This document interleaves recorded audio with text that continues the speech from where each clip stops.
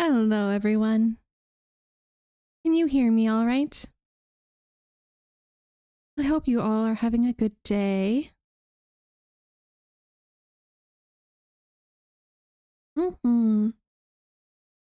Yay. Yeah, do one more thing before we switch over here. But I hope you all are doing well today.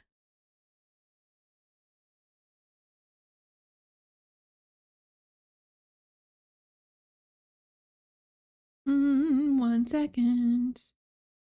One moment. There we go.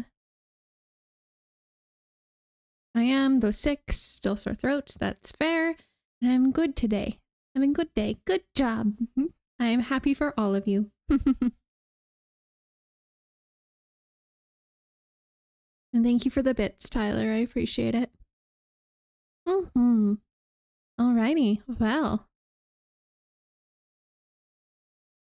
Are we ready? Oh, there's the alert.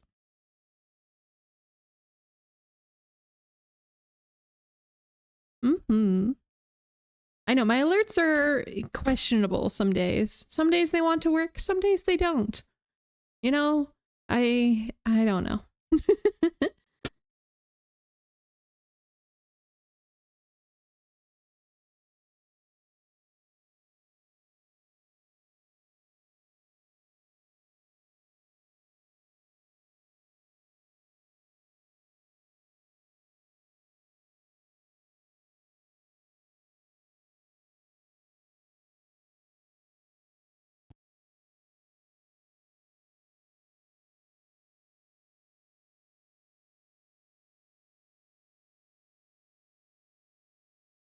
We love that. We love that when the mic just decides, nope. The mic was like, nah, we're good. We're good. I remember to say I've got to writing a piece I'm making for you, Maeve. Oh. I see. Well, you know where to post it when you are done, but take your time. No pressures. No pressures. But yeah, are we ready? Are we nervous? Are we prepared for what's about to happen? I'm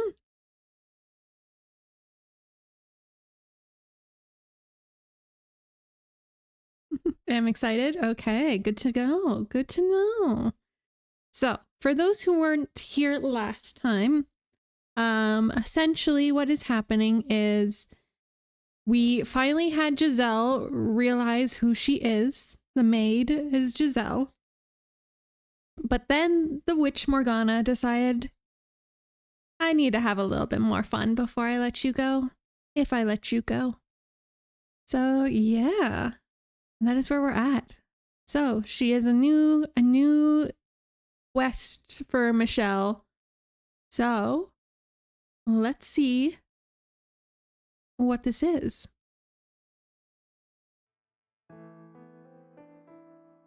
Let's see what we have in store for Michelle.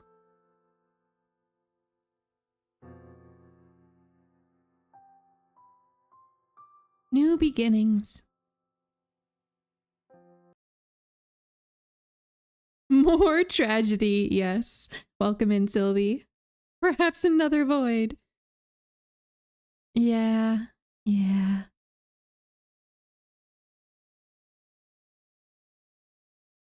Hello, Ungak. Hello. Also, thank you, Sylvie, for yesterday. Yesterday was very fun. I hope you all who decided to watch yesterday's collab stream on Sylvie's channel had some fun with us. Hopefully you don't judge me too hard. But, yeah. No worries. It was very fun. We listen and we don't judge.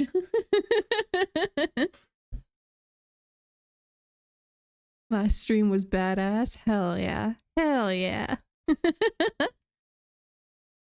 Are we ready to jump in?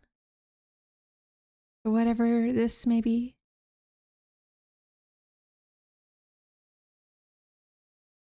Never ready. Fair. Although, to be fair, I don't remember whose voice this is. I'm assuming it's Giselle, but I'm not 100%. So we'll see.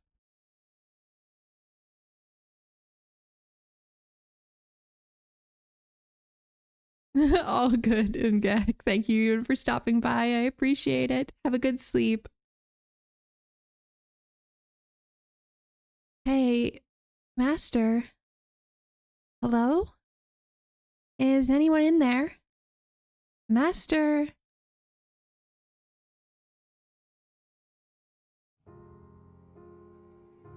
Oh, good. Welcome back. Hold on. Did I mess up?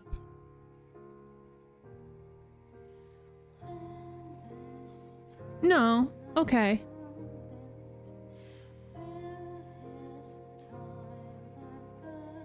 Okay. Okay, we're good. I'm like, wait.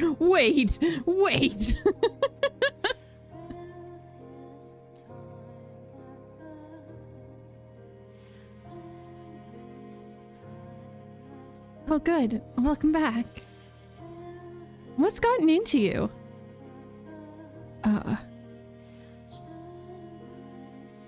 I thought you had fallen asleep with your eyes open.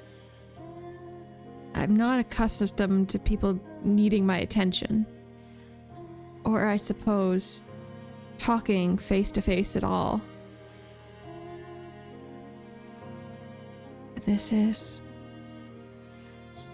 my mansion? Giselle's right in front of me. Smiling like she always did. Smiling for me. You're not hurt, Giselle? You have been alone for 10 years. But now I'm living with you. So what do you say we do a little practice conversation? Practice conversation?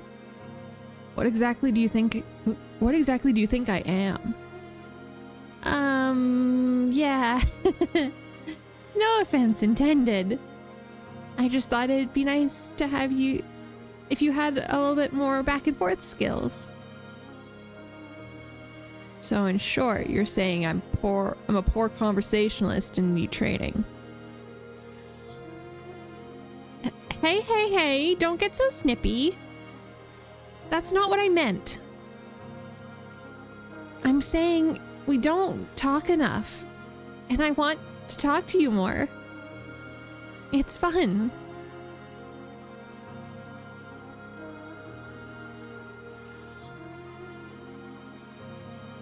No.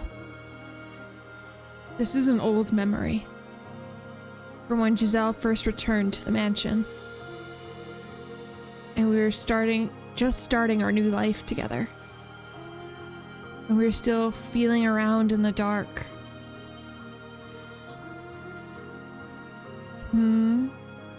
What exactly would you like to talk about then? Each other, of course. I have nothing to say. Now. Let's not be rash. It can be anything. Things you like, things you don't like. Start with something small. Insignificant. Does that serve a purpose? It does, yes. The more you know about someone, the closer you feel to them.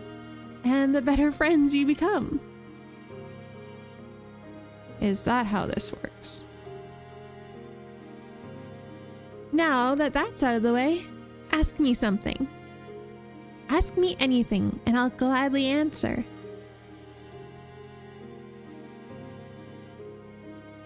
Her eyes are lit up like a child's. Is she really so eager to converse with me?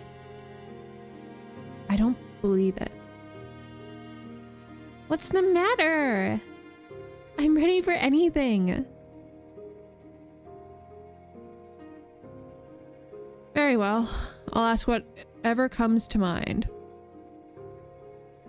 Go for it. Oh, crap. You haven't told me your age. This is an important question. Not questions I had asked. You haven't told me your age. My age?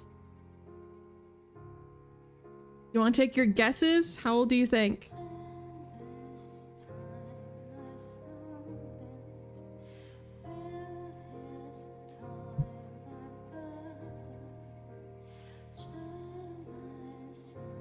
$25, $29.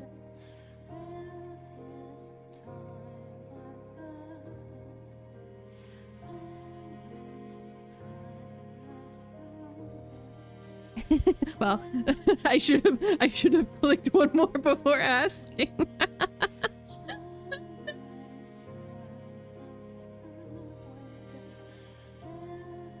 That's actually funny. I didn't realize she was gonna also say take a guess. Oops.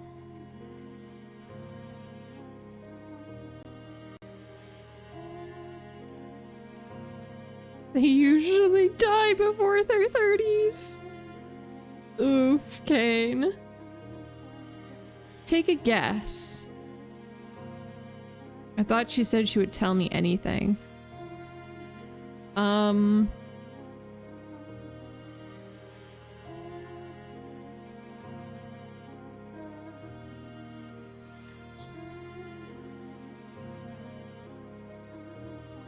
Well, although, is it bad that I know the answer and you guys are not gonna like what I'm gonna pick here? Or at least I know the walkthrough, like, if you actually play this game and you want to walk through, you know, you must be 30. It's definitely gonna make me mad. Make her mad? Yeah, that's gonna make her mad. You gotta be nice.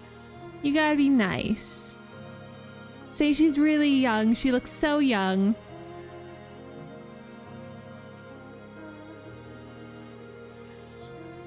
I look like I'm still in my teens?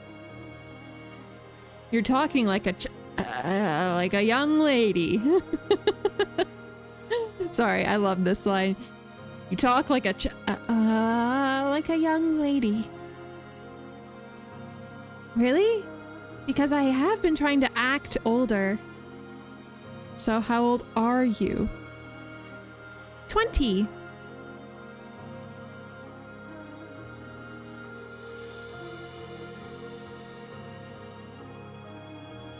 Fair enough. Exactly.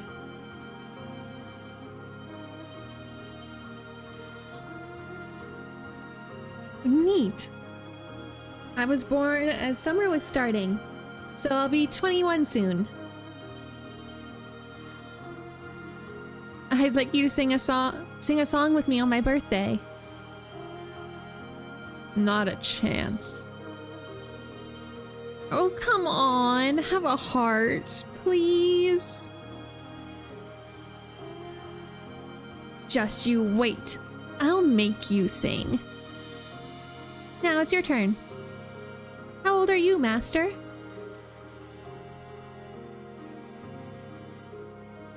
I don't even know if Michelle would know at this point. Oh, he does. Okay. As I recall, I should be 27 this year. Wow. You're much older than I expected.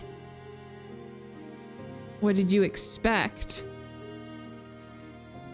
You are very mellow. Like I would expect of an older man.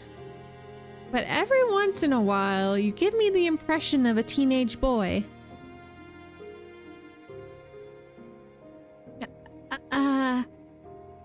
For what it's worth, I mean that in a good way. For what it's worth.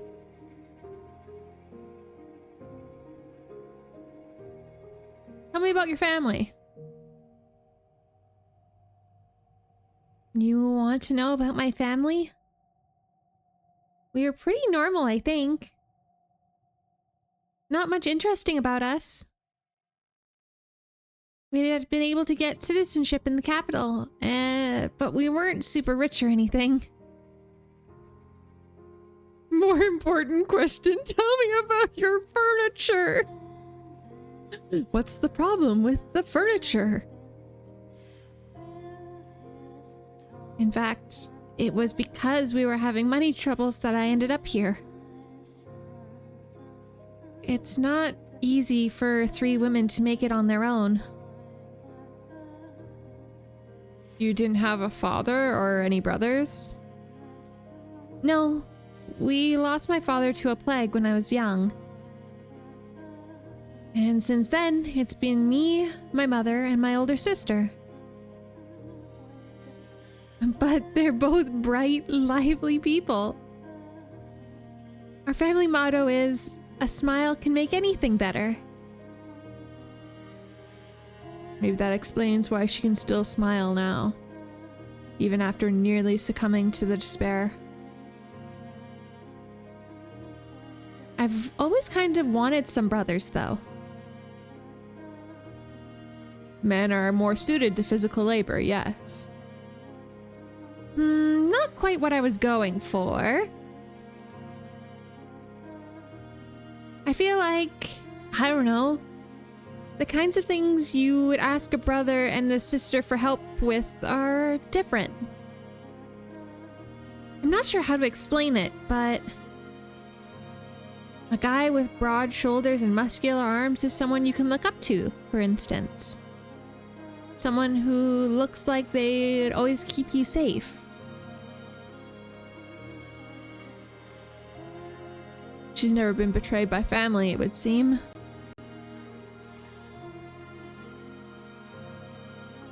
I can't even imagine family hurting her. She has no idea that those closest to you, those who are supposed to care about you more than anything, can be your greatest enemies. That blood is a bond heavier than any chain. Master? I believe your brothers are still on your side. It's been so long, I don't know if they are. I don't know what they're thinking about me anymore.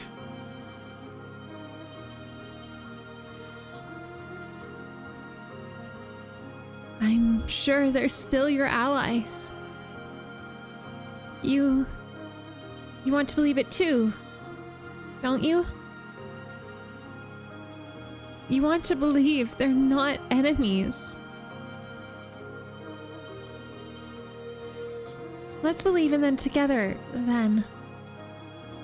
Anything you want to believe, you should. It's such a better way to look at the world than the other way around.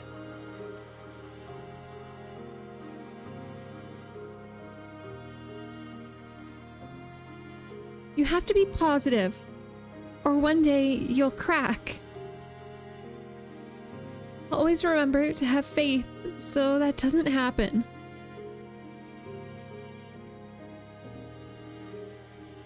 I don't understand. She's honest about her emotions in a way I simply cannot be. She is the exact opposite of me in that regard.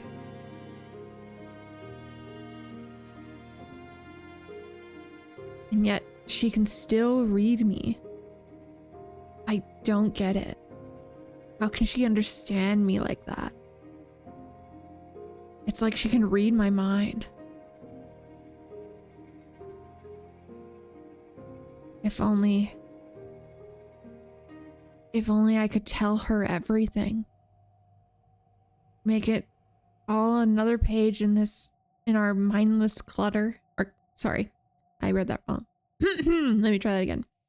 Make it all another page in our mindless chatter.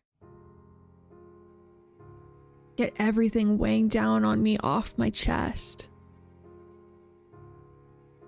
Is something the matter? You're cruel. What? I said you're cruel.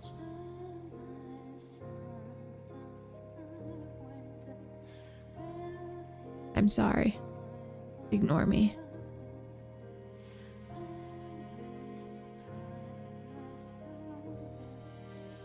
In preparation for the day you can finally go back home,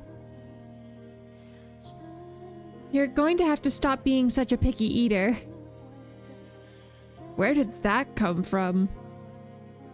Think about how terrible it would be if, when the day finally came, you went back sickly and weak and emaciated. You wouldn't be able to enjoy yourself. You're still all right, Master. You're doing okay. So let's try to keep you healthy.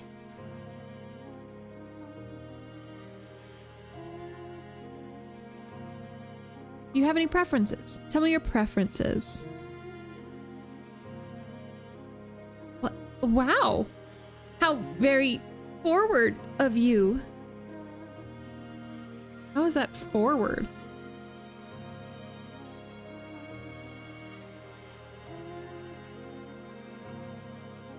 I was gonna make that joke, Giselle. Huh? My taste in men is the last thing I'd expect you to ask about, Master. I don't recall specifying people. Now. Don't fret the details. It's only natural to be curious, so let's make it about that. And that's the last thing I wanted to talk about. All right then. Tell me about your first crush, Master. And I have to start. Yes. Yes, you do, Michelle. You asked.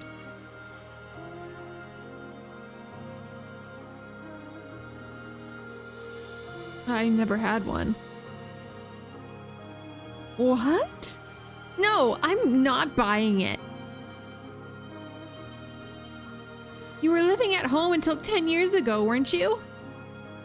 Surely there was someone who caught your eye.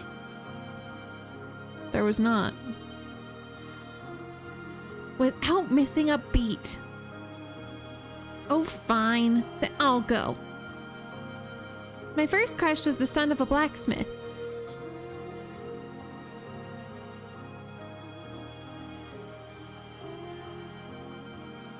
You missed the part where you ask, what kind of guy was he? This is such a pain. Since you asked, he was a huge, muscular fellow. He was so tall, he'd always hit his head on the doorway whenever he came to our shop to trade. Oh. Nice, beefy guys are really great. Huh? They make your heart get all fluttery and tight. Are you trying to imply I don't have a chance?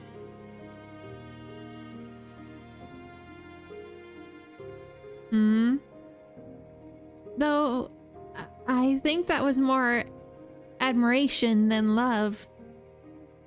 You know, the way a group of girls would get together and fawn over a popular, good-looking guy. It was like that. So you're saying the buff bastard was popular? Very much so. I wonder what love feels like. I never got the chance to find out, or ending up like this.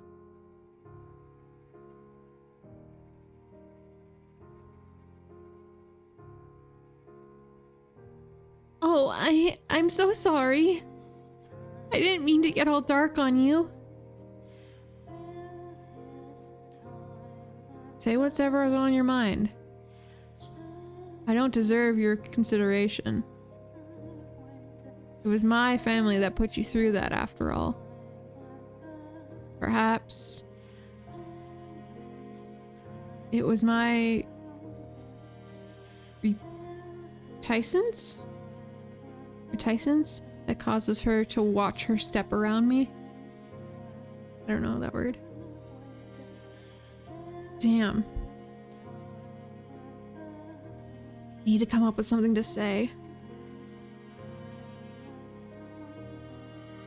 When I was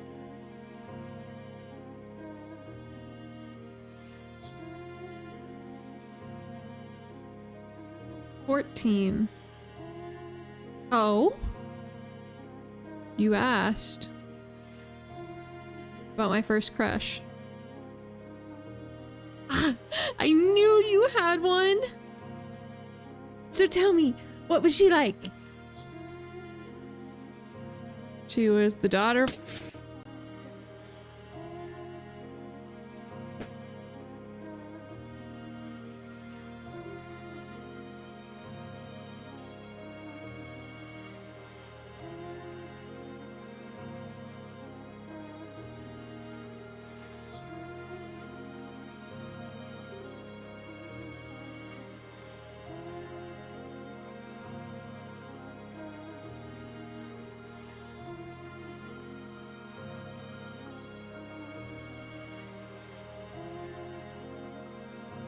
We love technology.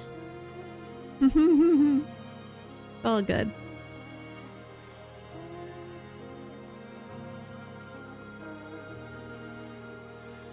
Yeah, daughter of a noble family. Her name was Amy, and she was a year older than me. Ah, love between nobility. A world I can only even imagine. It never went anywhere. What? You didn't try to woo her? You didn't shower her in presents? Were you, by any chance, a late bloomer, Master?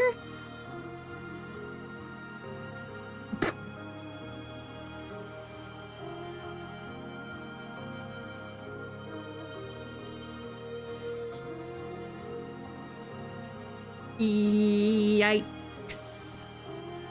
That's a oof. That's a big oof, Michelle. She was my brother's fiance. Oh, I see. To be fair though, he was 14, so it's probably very puppy love still. So it's probably fine. Although she was only 15, so that doesn't help. Don't worry about it. So it was a love that couldn't be realized. That's sad.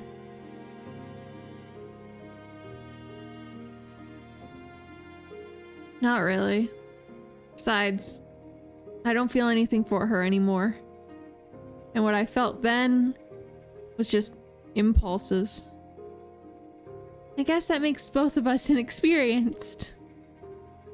I suppose it does.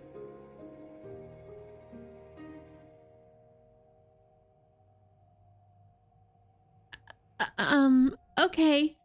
I think that's enough of that. So it is. Do you like being here? Considering she just came back from running away.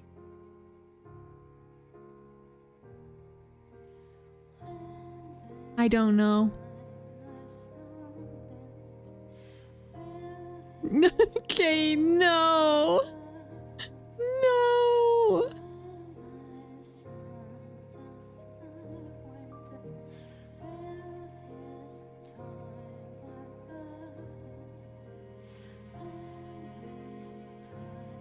Of course I love it here. Being with you, being able to talk to you like this.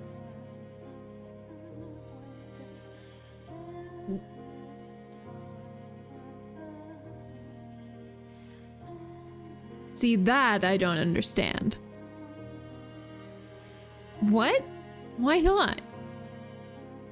I find it difficult to believe there exists any reason speaking with me would be anything but unpleasant. You're so negative. Oh, hush. Say that, for example, instead of me, there was someone not so pessimistic here. Would you rather talk to them, wouldn't you? I really do enjoy this, truly. I will admit, my time down in the village was, for the most part, delightful. But, oh, how should I put this? I started realizing, yeah, I'm kind of forcing myself to fit that image. And I'm trying to convince myself I was trying to convince myself that that was okay. But somehow, when I'm here, there is none of that. I wonder why that is. I certainly wouldn't know. I suppose you wouldn't. I know. Maybe I think of you as a kid now. Come again. I love talking to kids. What? Hey now, don't give me that look. What I'm trying to say is, you're very sincere, Master. You're not going to smile and then stab me in the back when I turn the other way. I can relax around you, which is nice. I see. You just blushed, didn't you? You're blushing, you adorable little thing. It's all right. You're allowed to fall for me.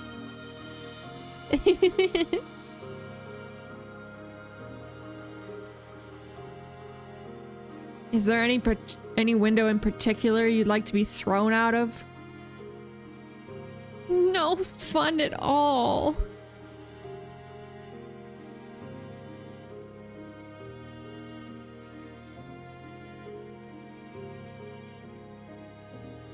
See what I'm saying, Master?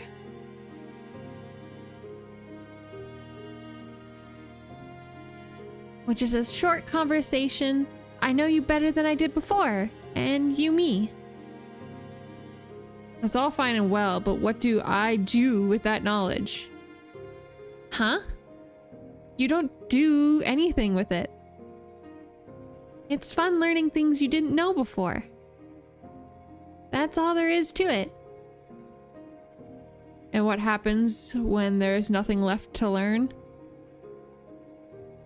That's a day I don't think will ever come. People are always changing, growing. So there is no upper limit to what you can know about them. There's always something new to discover. Maybe we'll be here for many more years. And maybe you'll be able to go home sooner than you'll expect. But either way, I hope we keep getting to know each other until then.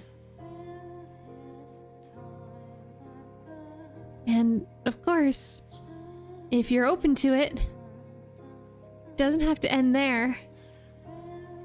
We can continue getting to know each other for years to come.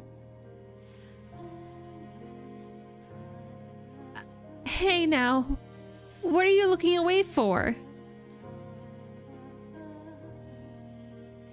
What do you think? Because you keep throwing me off balance. A few months ago, I was doing everything in my power to avoid her. Yet now that smile of hers seems so oddly enchanting. I don't understand. I will do my best so that we can make this work. Oh, I'm so glad to hear it.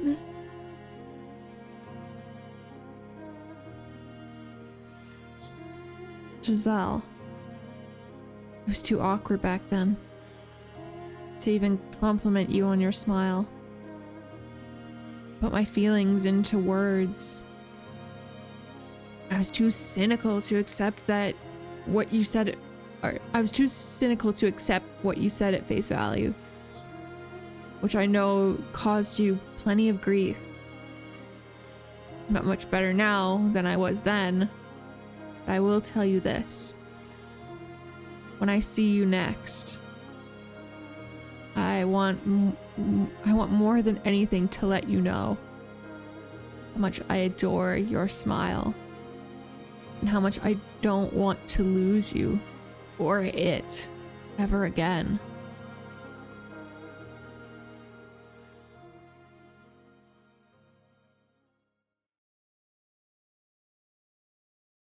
You must never reclaim your old selves. Become my loyal servants. Always at my side. And curse them with me, my dears. Eternal suffering on all their souls.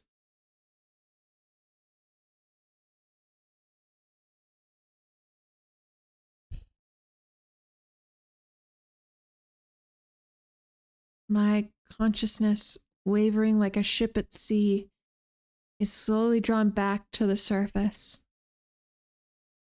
With each new breath, feeling gradually returning to my fingers. I can hear the pattering of rain from somewhere, and the sound of a crackling fire.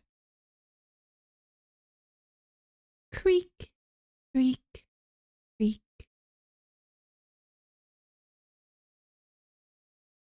I'm not making that noise. You can just imagine it.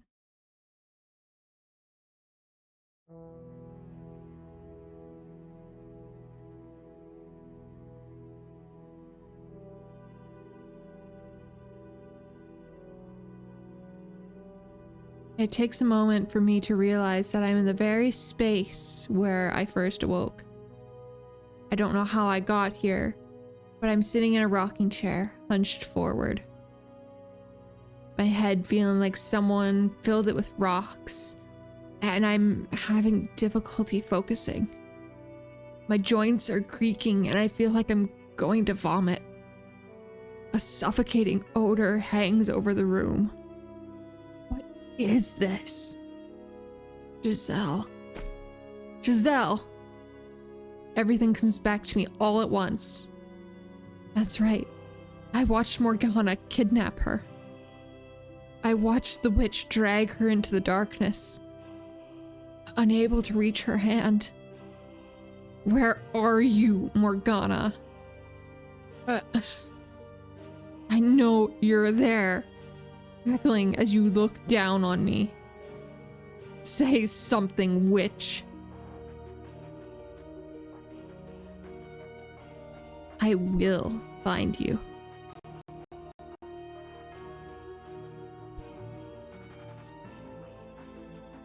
Doo-doo. And I will take her back.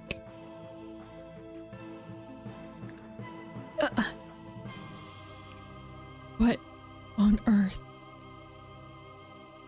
There's a pool of liquid at my feet, rising just short of my ankles. It's sticky and uncomfortably warm. Every step I take makes a splat noises. This is blood.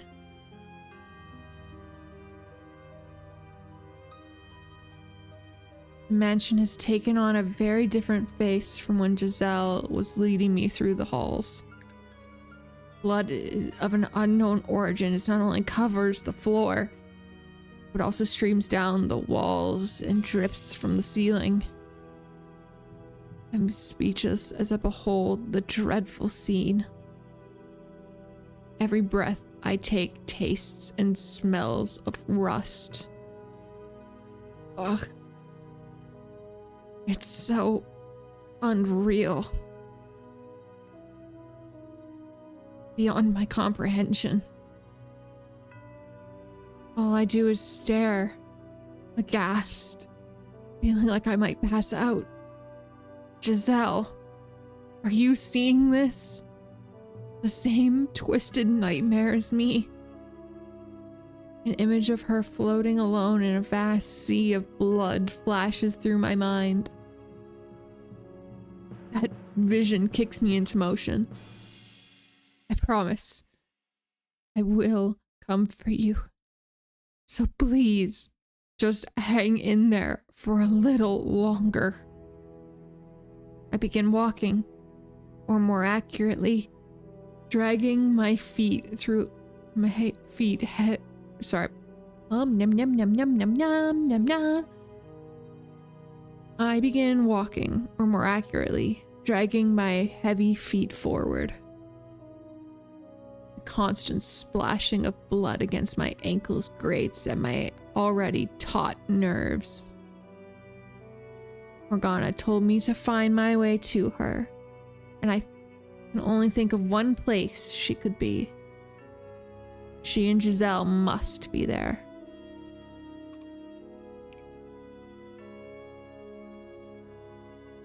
The stained glass window is splattered with blood too. Creates trails like streams of tears running down the Archangel's face. The window gives a brief glance before making my way to the door leading to the observation tower. However,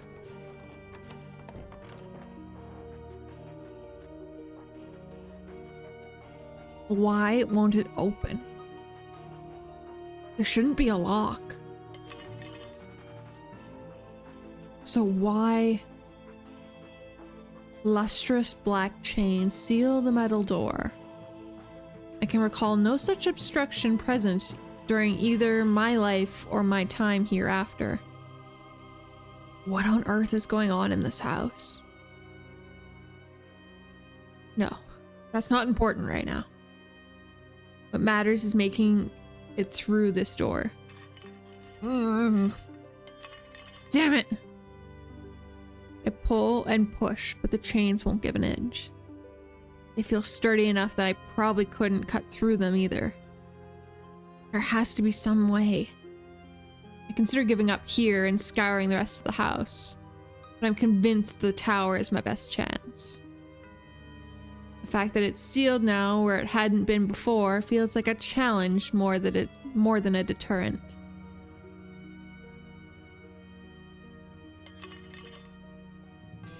I trace the length of the chain with my hand, and at the end of it, I find a peculiar looking lock, which the ends of several chains have been fed. There are 3 keyholes. Morgana fashioned a custom lock just for this. I need to find 3 keys to open the door. Then... I have no idea where to begin my search. I lived here for more than 10 years, and yet I feel like I've stepped into a strange land.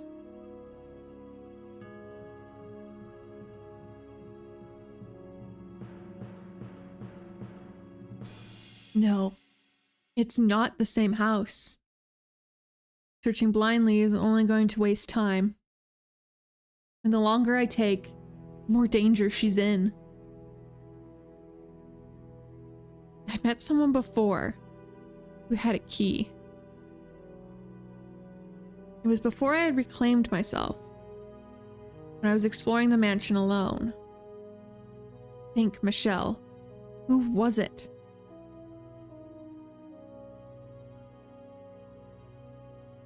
Do we all remember? Do we remember who gave Michelle a key?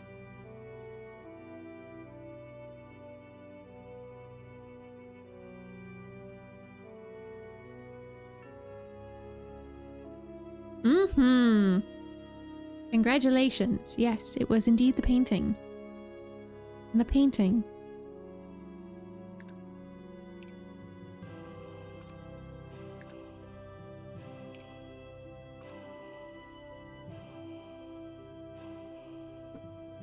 But will the painting still be here? Or our friend in the painting, I mean, more so. Like everything else in this house, the painting is covered in blood. Oh boy! That it depicts a serene rural landscape only makes the contrast much grimmer. I remember talking to this painting, assuming I wasn't hallucinating. I have a question for you. Are you awake? Please, wake up.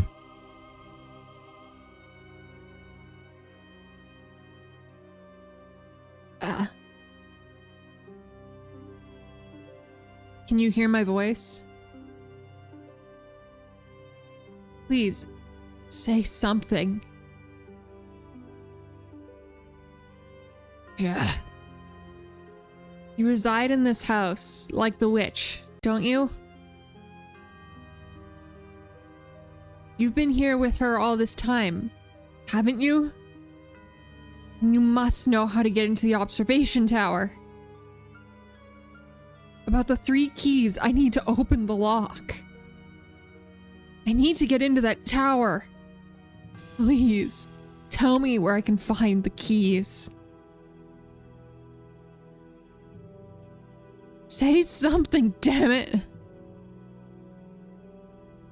Answer my question.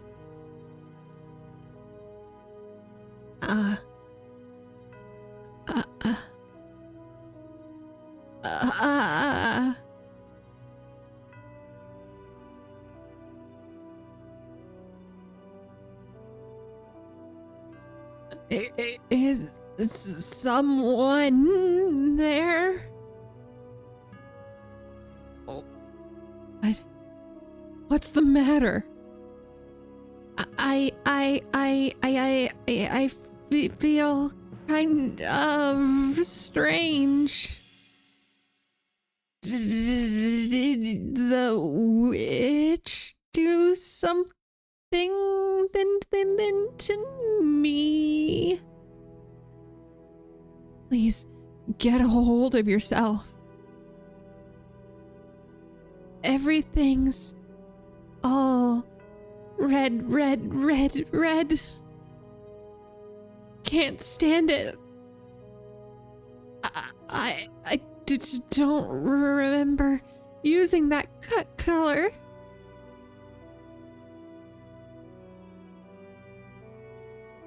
I reach my hand up to wipe as much of the blood I can off the canvas as possible.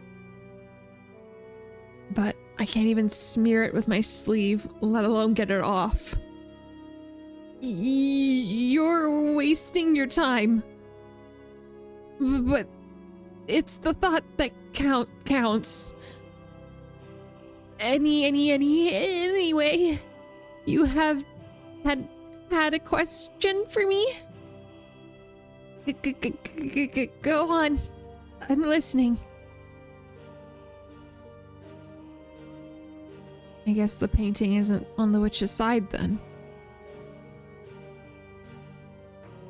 The door to the observation tower has been locked. I need to gather 3 keys, I think. That's my assumption, since the lock has 3 keyholes. Do you know of any such keys? And if so, can you tell me where they might be? Keys? Keys.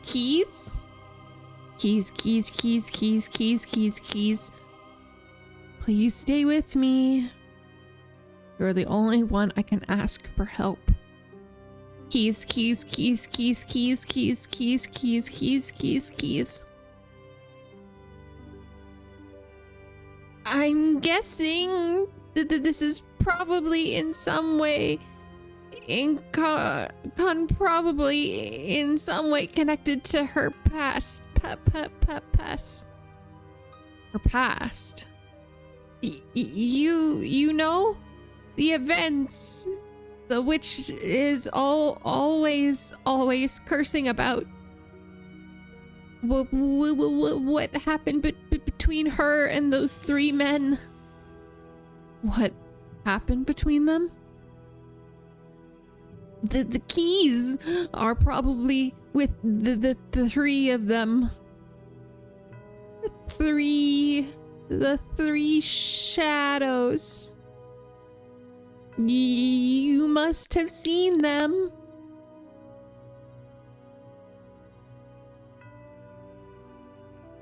Three men. Shadows. Fine. Them. And you'll probably find the keys too. But watch yourself. They aren't likely to trust you easily. The depth of their sins grows greater the farther you go. Visit them in order. In order. The first probably won't be a problem. So tell me something. You're Michelle, aren't you? What? I've wanted to apologize to you for so long. Wait! What do you mean? Do you know me? Did you? What do you want to apologize for?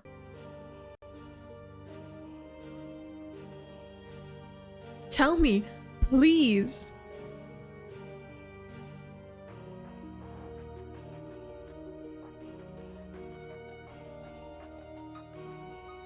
Would you be... But why? How?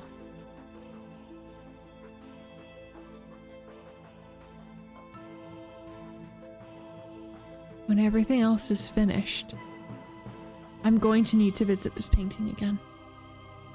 But now, I have other things to do.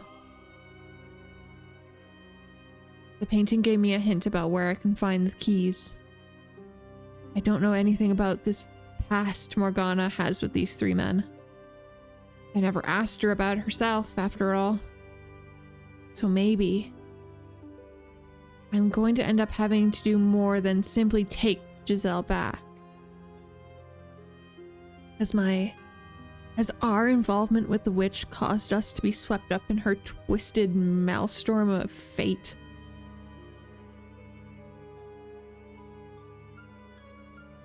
Regardless, I need to get to work. The painting said to visit them in order.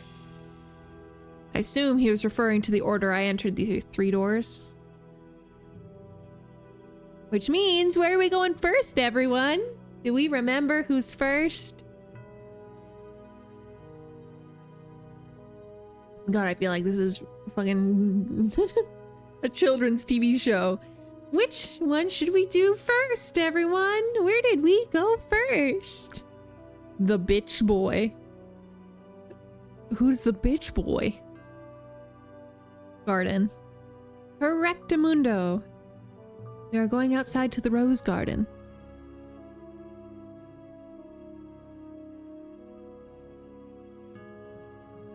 make my way to the rose garden. The corridor leading there is a mess, and the wooden door is rotting away. I can smell the flowers on the other side. Everything is different from when I was alive. From when Giselle planted and raised that single rose.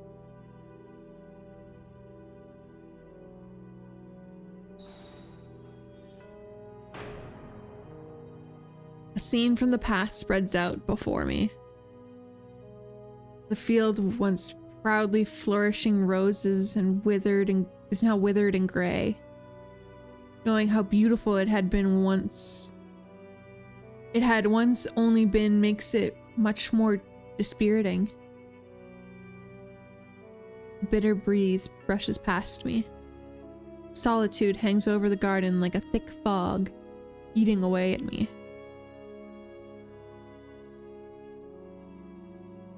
This isn't what I wanted. Someone, get me out of here. Oh God, tell me that I'm not the bad one here. A young man's shadow stands off to the side, muttering listlessly to himself. I recognize his voice. Do you have a key? The boy and I had never met, but I feel like I know him quite well. Like we've been acquainted for many years. I know how polite and well-mannered he is, or mild-mannered he is.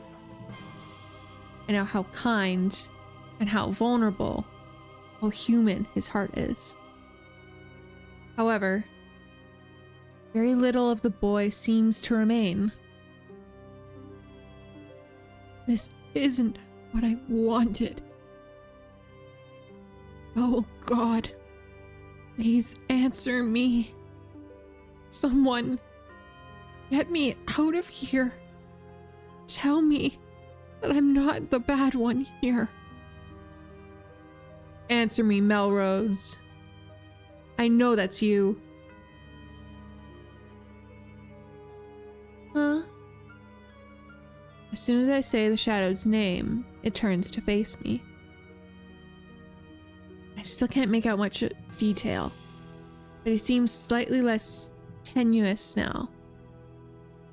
Who are you? How do you know my name?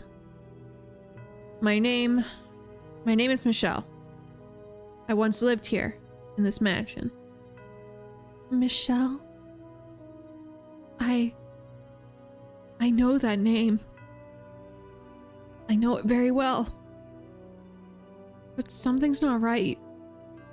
You look different than the Michelle I remember. I'm not the Michelle you know. Our names simply sound the same. Oh, that makes sense. You would never come see me. I have a question for you. Do you have a key to the observation tower? I do. Would you please give it to me? I need to get into the tower. And what do you need there? There's someone I need to find there.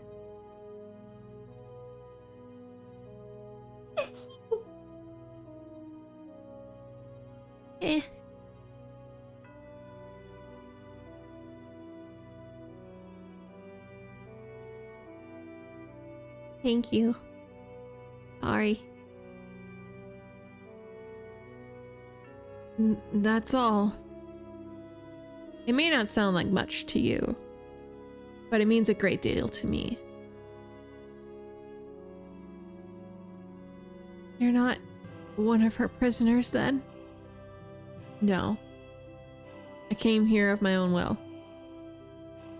To find this person? Exactly. Then maybe you can help me. Help you how? Set me free? Convince her to release me from this place. I'm begging you. The anguish emanating from the boy's shadow is so thick it causes me to recoil.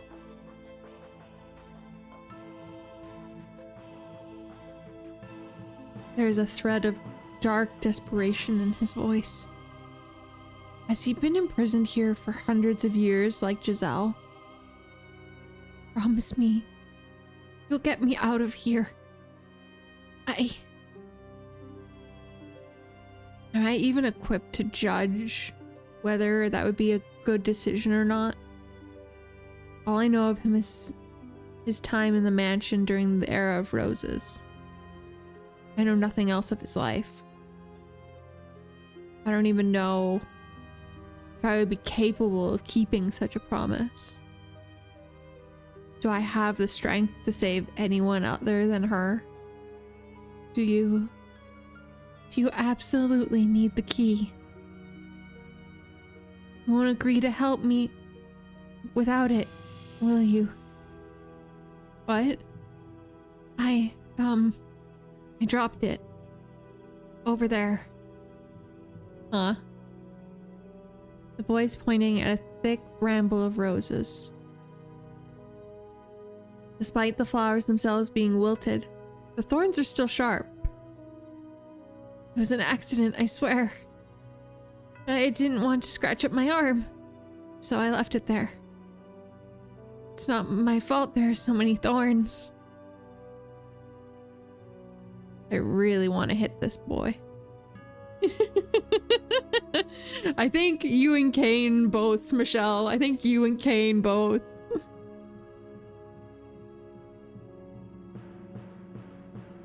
And Sylvie, apparently. Everyone hates... Why do we all hate Mel? We all hate Mel, huh? Interesting. Why couldn't you have just said so? Because I thought if I didn't have the key, that you wouldn't help me. There's only so much I can do, regardless of whether you have the key. I can't promise you anything, nor can I be the judge of you. I see. I don't have enough information to make that decision. Cheap promises and superficial kindness will only serve to destroy the both of us. Now, if you excuse me, I'm going to retrieve the key. What? You'll never get it out of those thorns. I don't care if it's at the bottom of the ocean. I will have that key. You're wasting your time. I approach the bramble, reaching out for it with my right hand. From behind me, I can sense the boy watching. First, I attempt to spread the tangled thorn-ridden stems so I can put my arm in it without injuring myself.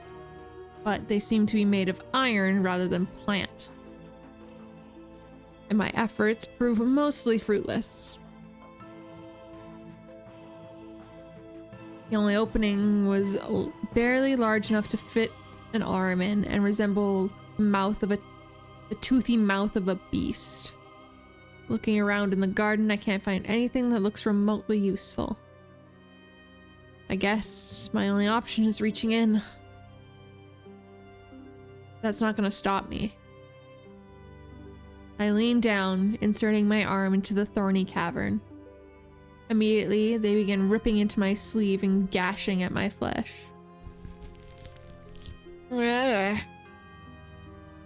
Blood spills down my arm. I'm long since dead, no longer human, but the pain is still agonizing, still very much real. Giselle.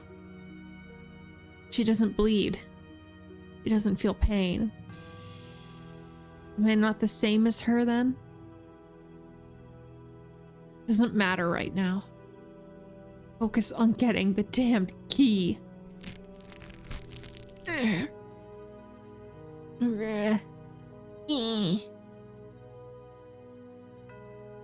Streams of crimson spread through the steel-like tangle, gnawing at my arm like a ravenous animal. Ugh, where the hell is the key? The thorny stems are twisted and layered so thick I can't see inside at all. As I dig around blindly, I start to lose feeling in my arm. It's an endless deluge of pain. Hey, cut it out. You're going to lose your arm. I will not stop until I have the key. Don't ask me for help. I wasn't even considering it.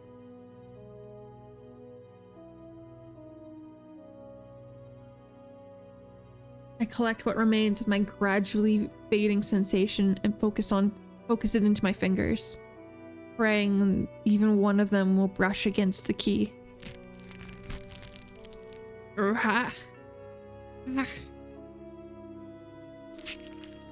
Damn it!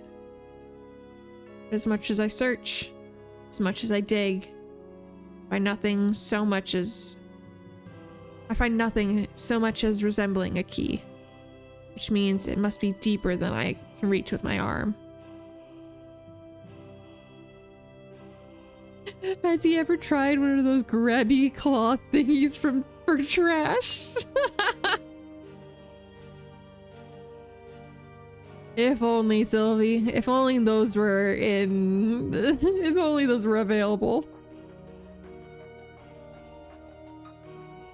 Even so, I cannot give up.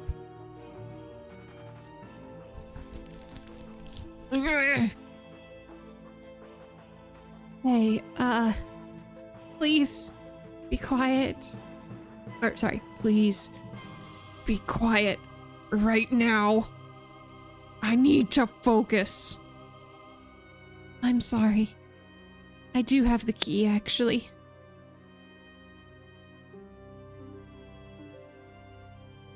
You what? I'm so sorry.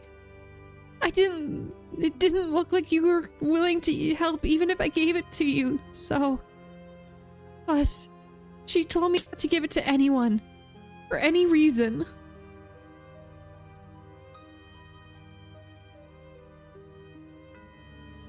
Hold still so I can beat you. I didn't mean you any ill will. You most certainly did. I'll give you the key, so please, have mercy. Trembling in fear, the boy's shadow sticks out a hand, holding a key. The arm I used to dig through the thorns is so bloody and gashed I can barely look at it, but it does still function. And so I take the key from him with my right hand.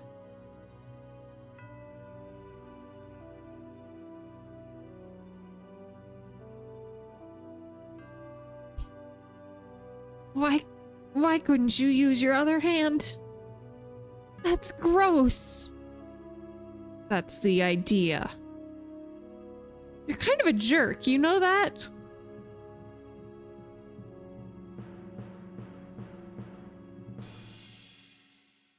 Mel, you're about to be punted by at least 3 people. I don't think you should be saying this.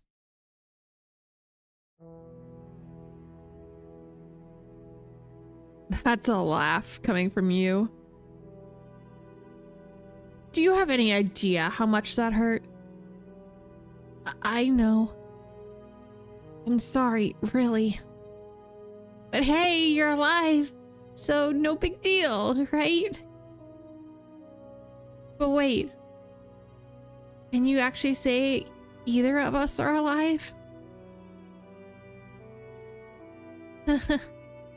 I don't even know anymore. I do appreciate you giving me the key, though. seeing as it seems to be rather important to you two. Hey, is this person you want to get back really worth going through all of this? She is. She is the one person who ever loved me. And she's waiting for me. I see.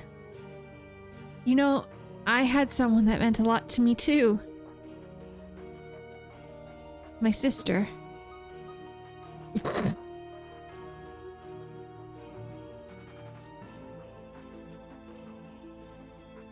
Oof.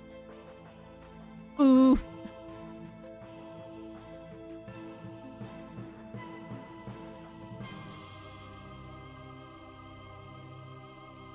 Which one? Which? The one with the flaxen hair, like me. You happen to see her? Do something nice for her, please. That, I would say, is your responsibility. Yeah, you're right. But I'll keep it in mind. Thanks.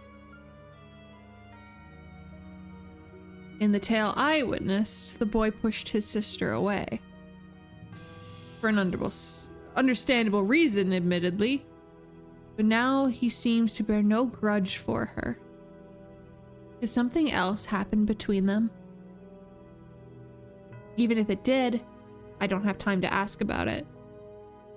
I'll be on my way. All right. Take care.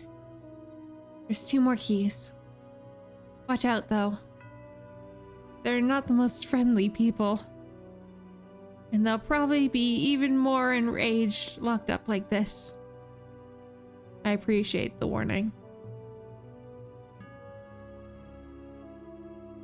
If only someone like you had shown up sooner and taken the keys from us. Goodbye. After bidding me farewell, the boy's phantom dissipates into the shadows of the rose garden. I wonder if he's gone back to mindlessly muttering his regrets. I should get going.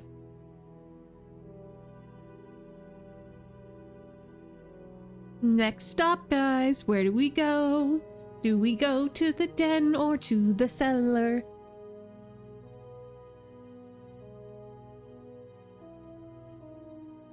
Do we remember? Do we remember?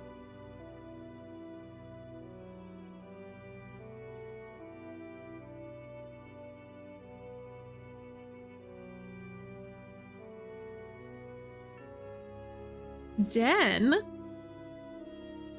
It's the cellar.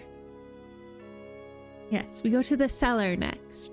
Because the cellar is Yukimasa. Beast and Den, that's fair. No, Den is the, is Yakupo. So, we head down to the cellar.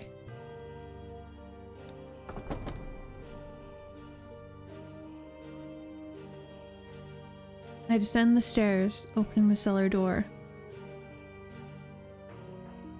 This is the first time I visited this room.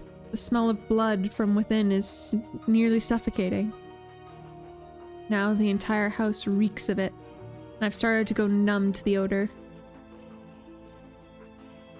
There's no one here. Am I in the wrong place? I begin exploring the cellar, hoping to maybe find a key hidden away or abandoned somewhere. As I reach my hand out to investigate one area, there he is! Hello, bestia. Hello. A shadow leaps out of the thick darkness. Ugh. It was so swift I had no time to react. My body freezes in place. Shadow stands before me, holding the tip of a blade mere inches from my face. A key. You have a key.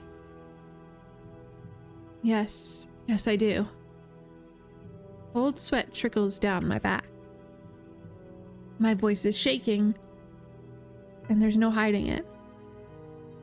The shade appears to be glaring at me, though I cannot make out its face. After a few seconds, it withdraws the blade.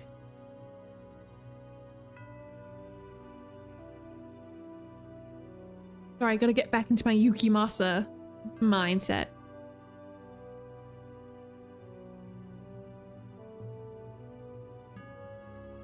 Let me see it.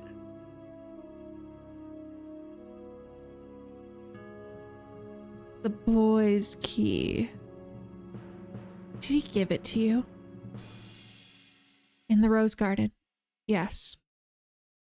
Are you two acquaintances? How could you be, though? You were from a completely different era and country. Who are you?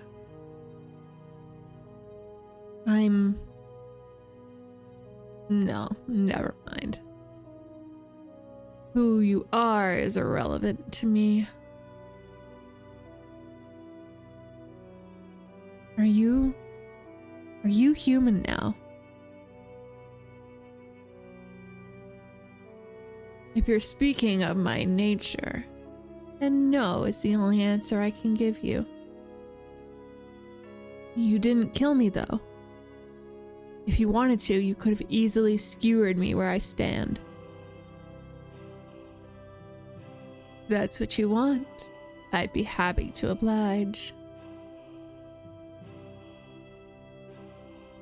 What did you come here for? For your key. I came to ask if you would give it to me. You mean to open that door? I need to get into that tower. Yes. I see. Take it.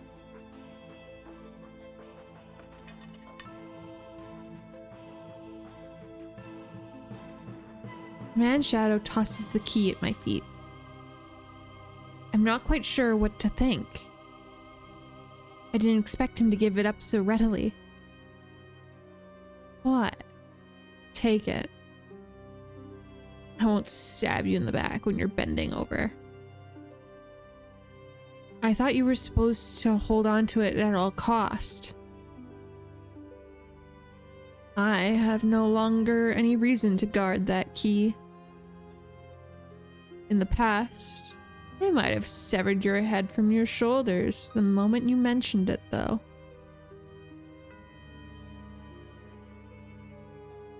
What point in the past? That's a question I wish I knew the answer to.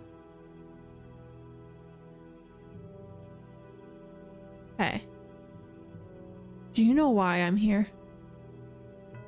Where this place is? When it is? Why I can't get out of here? What's happening to me? Tell me. I have no idea what's going on. Not a single goddamn idea. Neither do I. Get out. Take the key and get out of here. Get out! I can't bring myself to say anything to the enraged Shadow, so I follow his command, picking up the key and departing the cellar.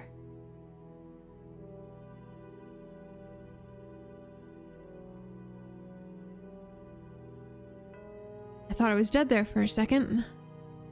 This makes two, though. What could have happened between these people? The painting mentioned a past with them, and Morgana spoke of these wicked men she cursed. Does that mean... did they do something awful enough to earn Morgana's spite? Right now, though, I must push onward. If I'm not mistaken, the final key should be in that room. The room with the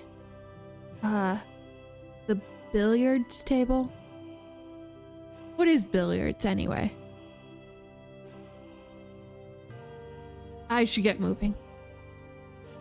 Michelle, now is not the time to question what is billiards.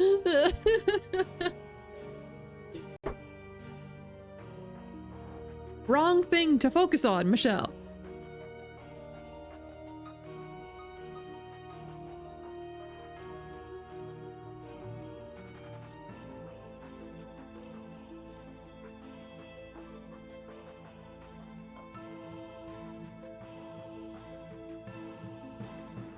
Kane, I will time you out on this account. Don't test me. I will do it.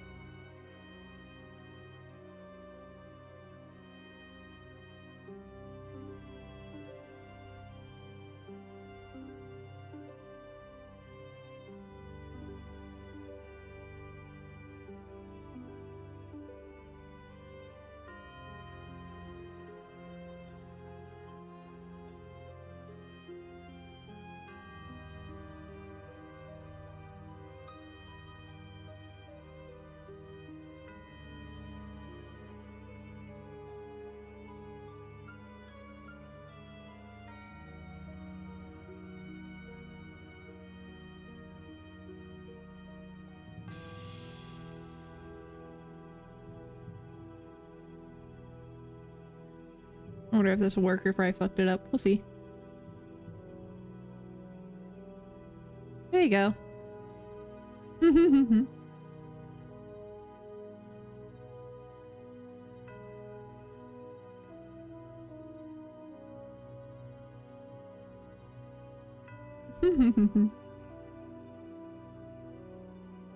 Don't worry, he'll come back.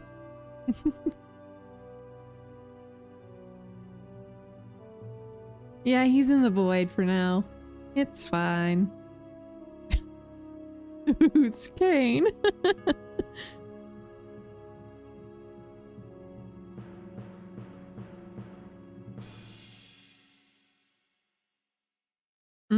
That's fair. All right, sorry to derail.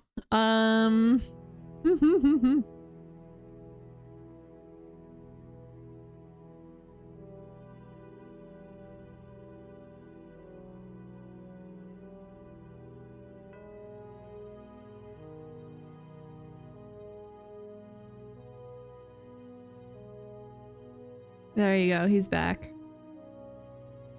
It won't be that mean. But now he knows not to test me.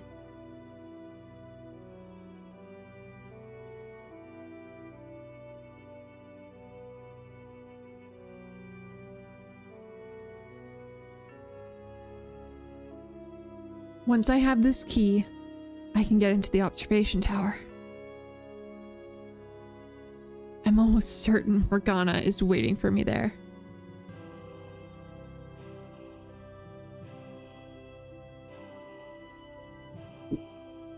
With Giselle. So I gather up my resolve and hurry to the last room, not wanting to take even a second longer than necessary getting her back. Oh, Jacopo. Hello. Are we in here? I can hardly believe my eyes when I step into the den. In the middle of the room is a large rectangular table, several balls rolling across its surface, and perched on one corner, looking down at the floor, is her. Giselle? Giselle! The question of why she's here never crossed my mind. All I feel is elation to see her once more. There's no room for anything else in my head. I run over to her, put my hand on her shoulder. Thank goodness you're all right. And turn her around toward me.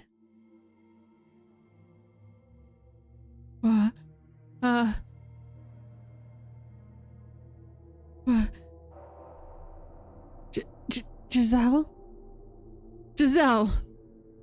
I shake her, causing her head to droop lifelessly.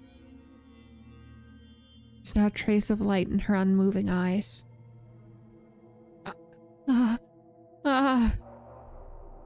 Why? Giselle, why? Say something. Giselle. Say anything, please. This can't be. You can't be. You can't be. My mind goes blank. I can't catch my breath. The world is hazy. Why? Why is Giselle? Why did I have to find her like this?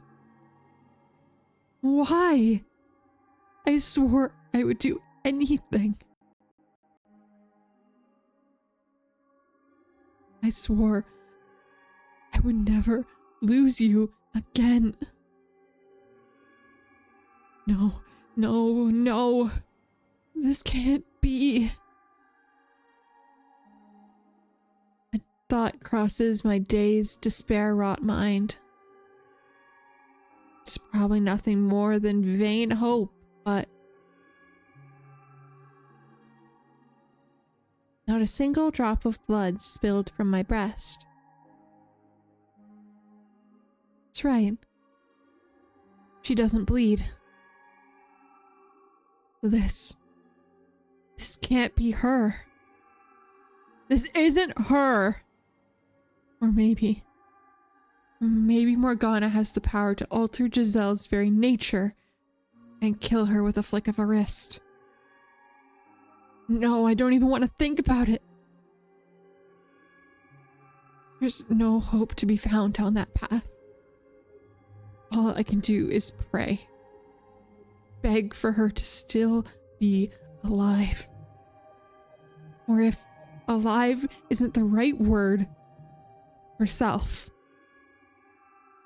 My prayers begin to bring me back to reality. Which is when I realize... There's something hard pressed against the back of my head. I hear a harsh, metallic clink.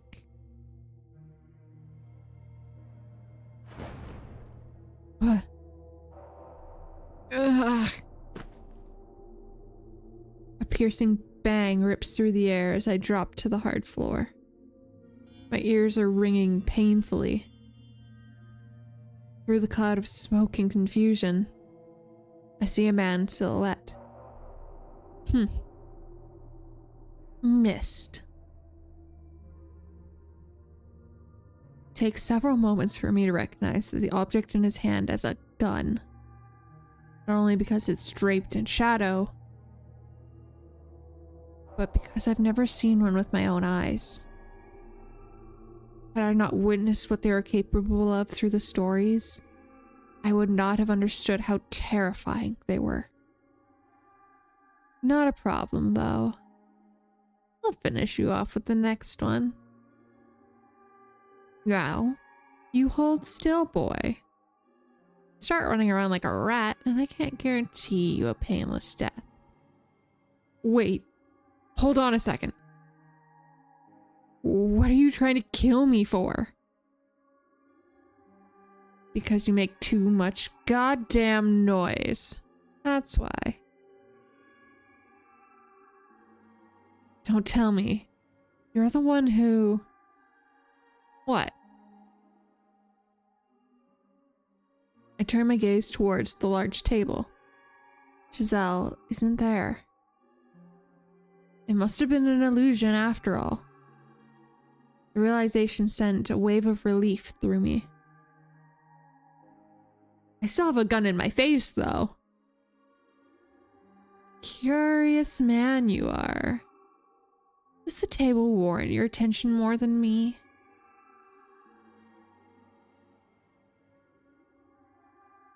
I have a request. Could you give me the key in your possession? That's all I need, and then I'll leave and stop making a racket. I'm not sure you understand your predicament, boy.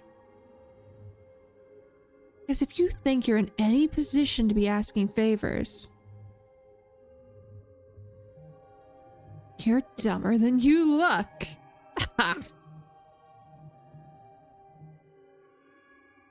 First off, I don't even know what key you're talking about. I don't believe that. The other two had keys.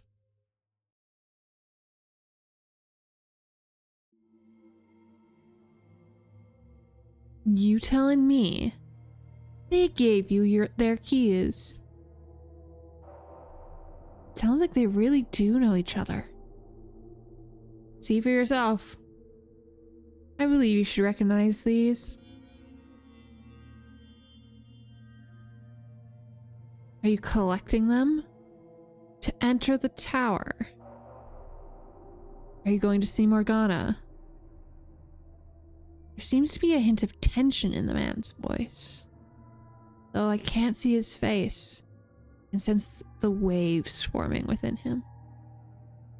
I brace myself for either rejection or hot lead, but the apparition gives me neither. Take me with you. What? You have the other keys, don't you? Then you can open the door.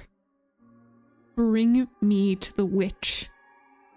Wait, slow down. What are you planning to do when you see her? What do you think?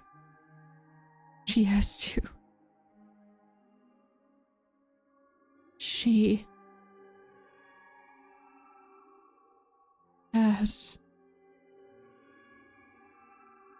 to.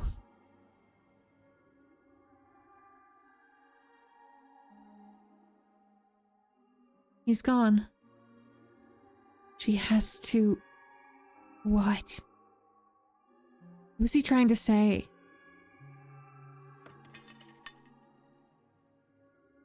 Well, there's our final key. On the floor where the shade stood is a new key.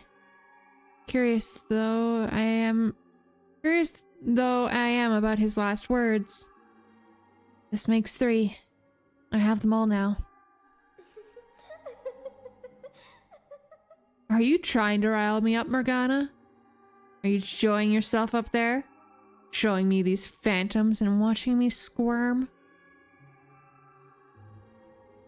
Just you wait. I'm on my way. I give the room a brief once over before making my way back to the chapel.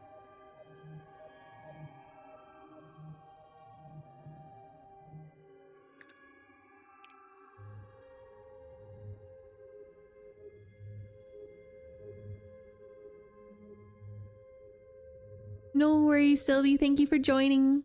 Have a good night.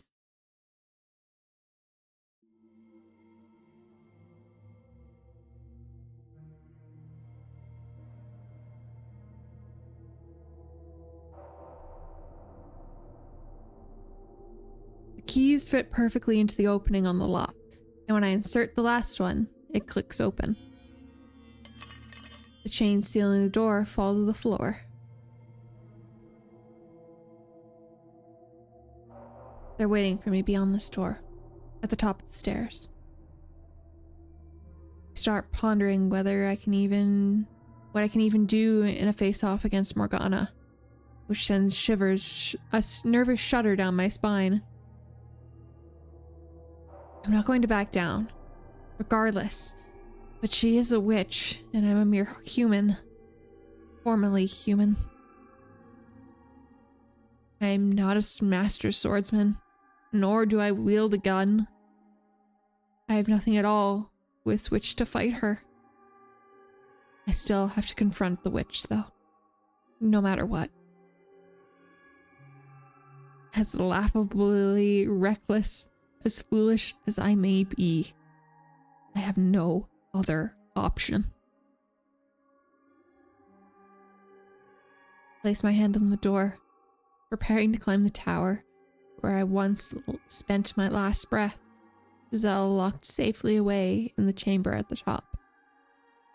Tower where I first met the witch. No hesitation.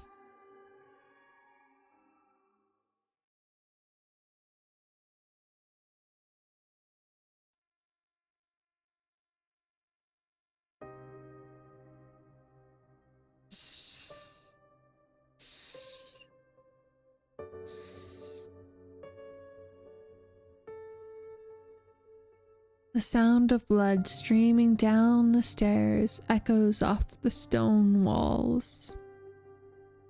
Though I have begun growing numb to this house's otherworldly ornamentation. The sight of seemingly endless river of blood flowing down the spiral staircase sends a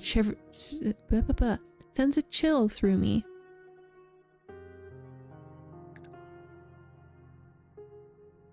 Every step I climb makes a splat noise. When I reach a window, I look out to see a churning reddish black fog.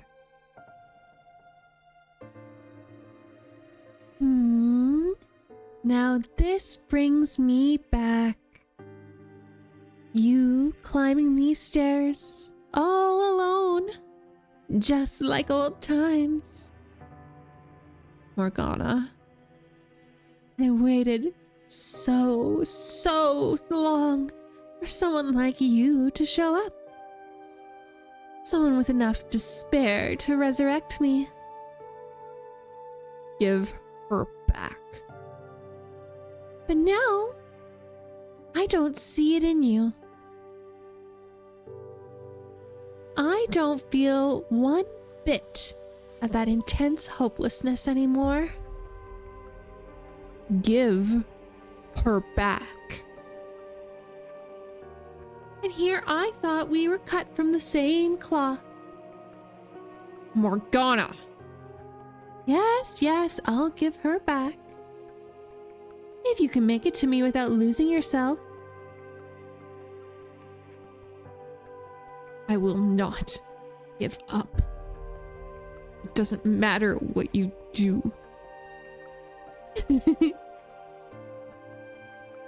Looking up, I can't see how far the stairs extend.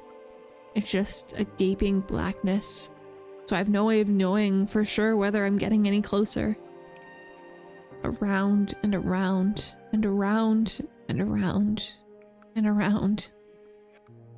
Beneath me, the blood river traces the same path in reverse. I start to wonder if the stairs even does end. If I'm not just eternally retracing my own steps. But I continue climbing regardless. It's all I can do. Put one foot in front of the other and hope I make it to the top. Morgana. What is this place? What did you do to it? What is it? Why, it's the mansion you live in for a decade, of course.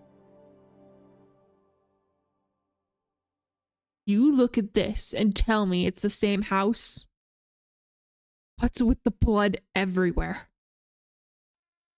And the three shadows? Now, my dear. No need to raise your voice. And you're being impolite. One question at a time. Answer me. What is this place? It's immaterial. Even if I were to give you an answer you found satisfying, what would that knowledge do for you? Your objective is to reach the top of these stairs and rescue Giselle. Nothing more, nothing less. Isn't that right? Oh, by chance, have you taken an interest in me? Despite never once asking me about myself before.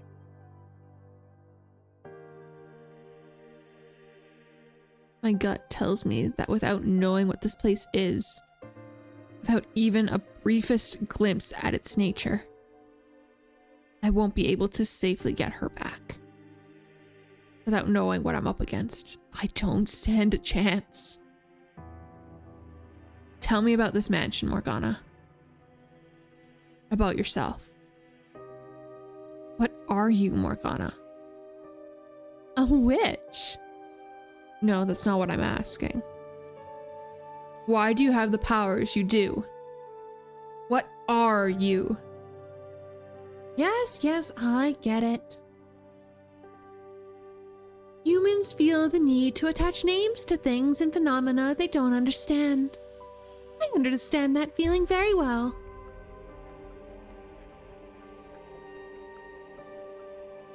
Which is why I'm sure you'll be rather disappointed when I reveal the truth. What do you mean? What I mean is, I'm an ordinary human. That's not possible. You expect me to believe a human created this illusion? Then are you saying I'm a magician or a wizard like you might see in a fairy tale? I would believe that over you being human. Think back then, would you? Recall our time together. Did I ever once use magic? Did I ever control fire or wind? Did I ever create illusions? No, I did none of that. Because I could not.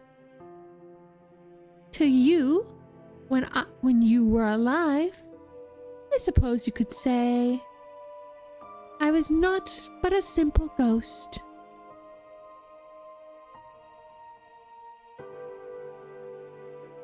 A rather mischievous, but otherwise powerless spirit. I was nothing more than those three men either. To those three men either. The witch, Morgana, was never anything but a wretched phantom haunting this old house. But then, how do you explain this? Michelle, my dear, we are not the same beings we once were. We're different than we were in the realm of light. Oh, whoops. The era of the living.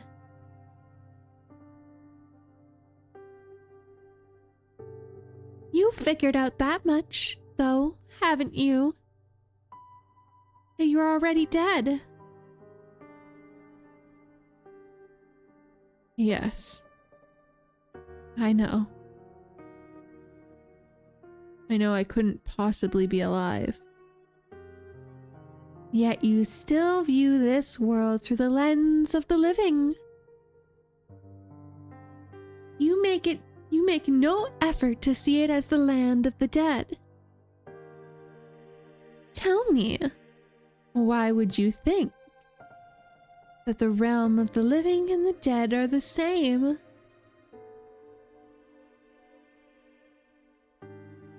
Though the worlds beyond each door were so vibrant, the mansion itself never had any color. They were the memories of the past, of the land of the living, of times forever lost to us. Our lives have already come to an end, my dear. Every every last soul within these walls is dead. This is the world that lies beyond the end. It is my world. This is the afterlife. Why get caught up in the minutia? None of us has a future. So what reason is there for you to so desperately obsess over getting Giselle back?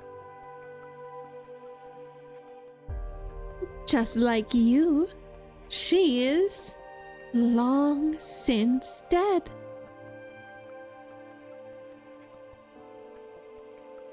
She is a walking corpse. It's nothing I didn't already know, but hearing her say it is like a kick to the gut. Dead or alive, she still lives on within this house, and my spirit found its way back too. Why then should I not wish for her to have a future, no matter what form it may take?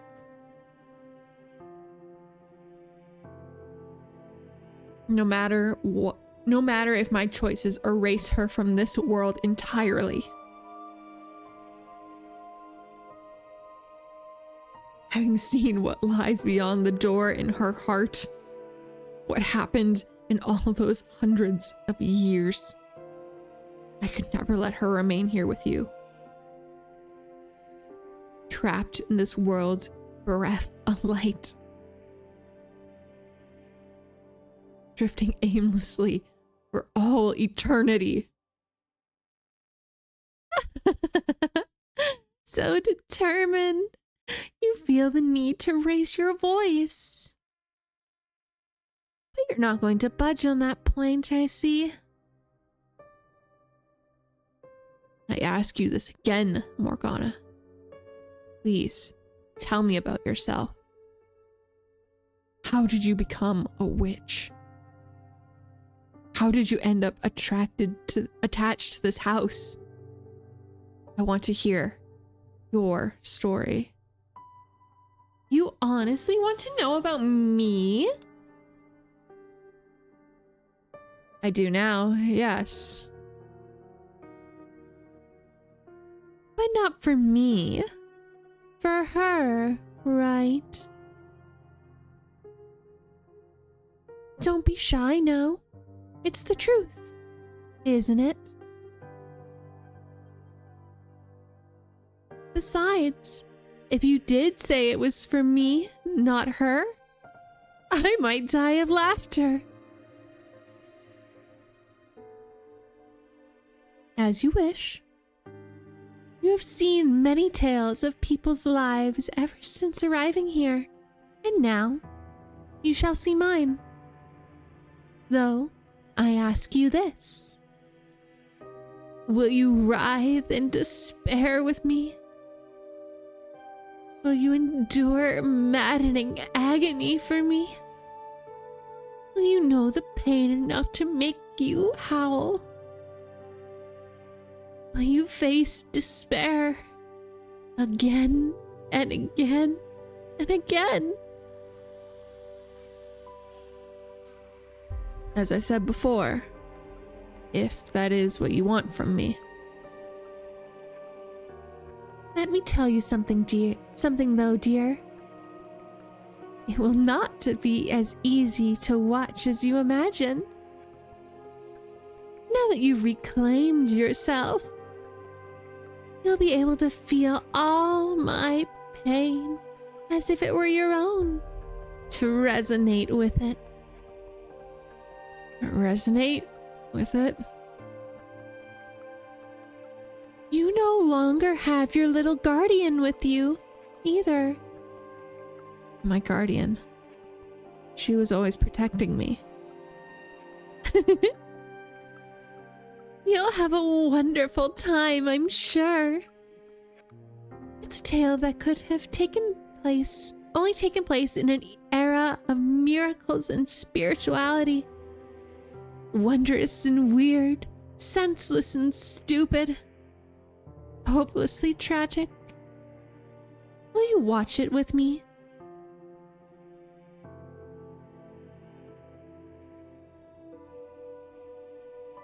As soon as the final word leaves her mouth, I'm engulfed in darkness, not even given a moment to brace myself. The tower's stairs crumble beneath me. My feet have nowhere to go, as I'm being battered by the roaring blood river. My consciousness melds with another.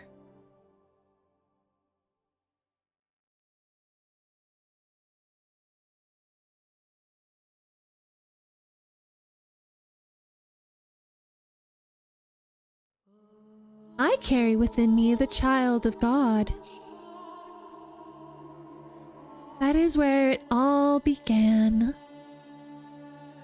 The words of one foolish woman determined the course of my entire life.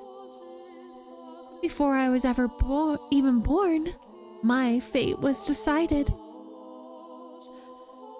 Did you hear her claim? Did her claim come from faith? Was it her way of escaping reality? Did she do it for money? For fame? I don't know.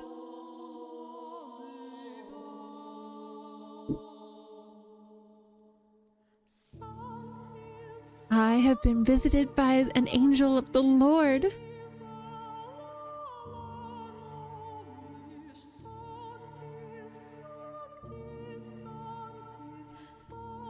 The village where she lived had suffered from many years of poor harvest. It had been months since the last rain, and all the villagers prayed desperately to be blessed with succor. I am with child, though I have known no man. So proclaimed the pregnant woman in the midst of the drought. And on the day of my birth, the very moment I let out my first cry, a heavy rain fell down upon the village.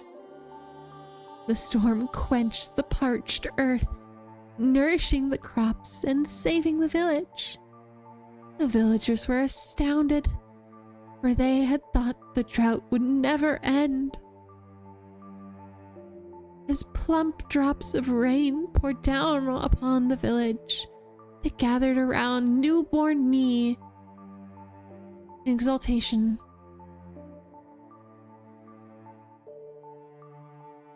Ah, she is the child of God.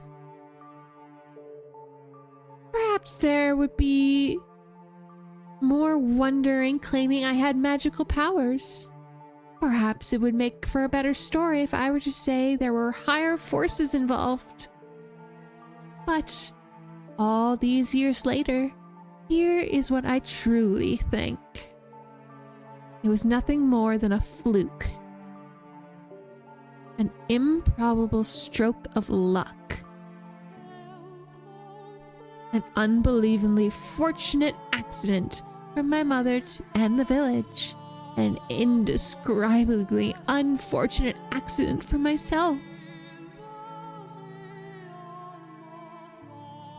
I am with child, though I have known no man. As if that's even possible.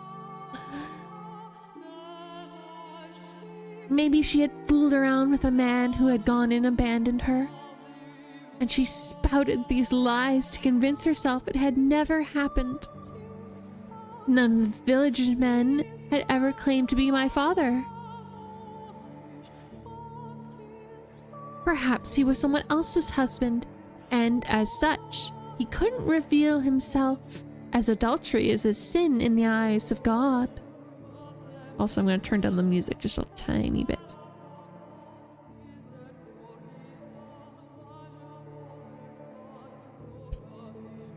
The girl they were praising as the child of God was indeed not but a mere ordinary daughter of a wretched woman. Also, thank you for the hydrate, Tyler.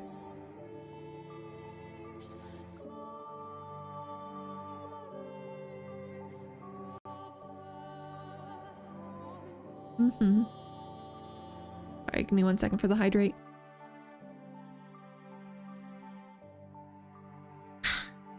Thank you.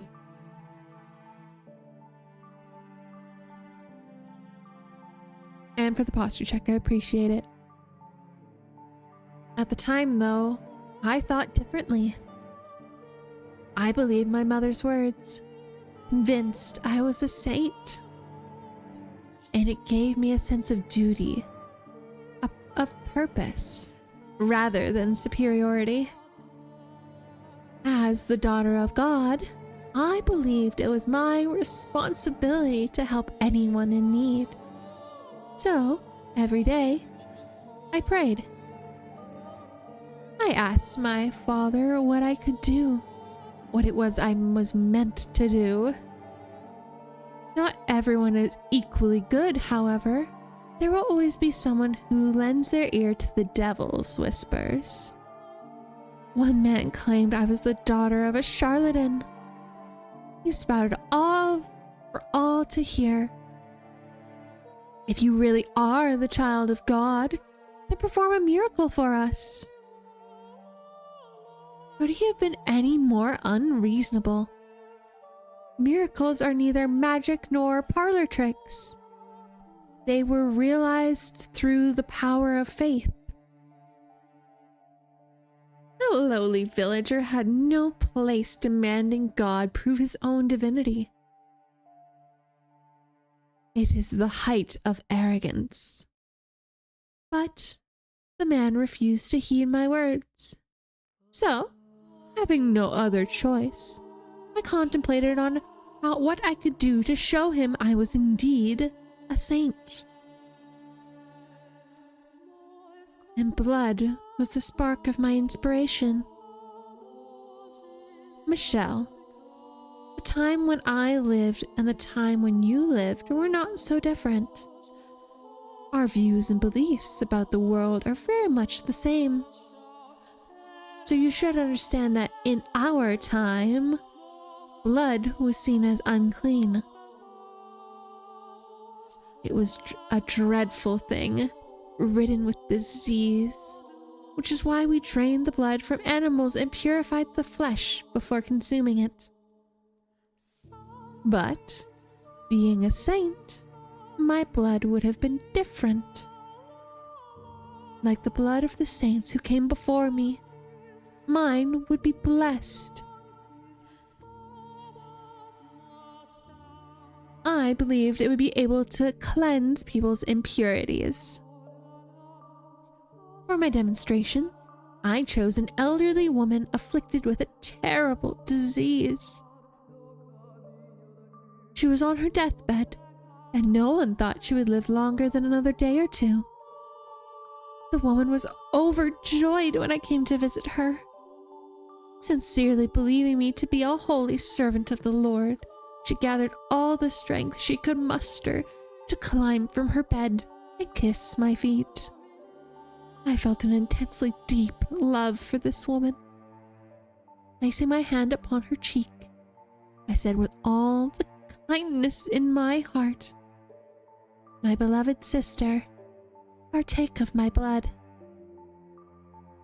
The woman agreed without a single glimpse of hesitation. And so I pricked the tip of my finger with a knife and let the blood drip into her mouth. Within 3 days, her health had improved enough for her to get out of bed unassisted. Seeing that, no one in the village doubted my powers any longer. In fact, the man who accused me of being the daughter of a charlatan was subsequently punished for his sins. He received much deserved retribution for challenging the daughter of God, for mocking her. But of course, being a saint, I forgave the man. He, in turn, repented and changed his ways, worshipping me as the true child of God. Now, I'll be honest with you. I was ecstatic, utterly elated. I felt like I was on top of the world and I reveled in it. The villagers showered me with adulation.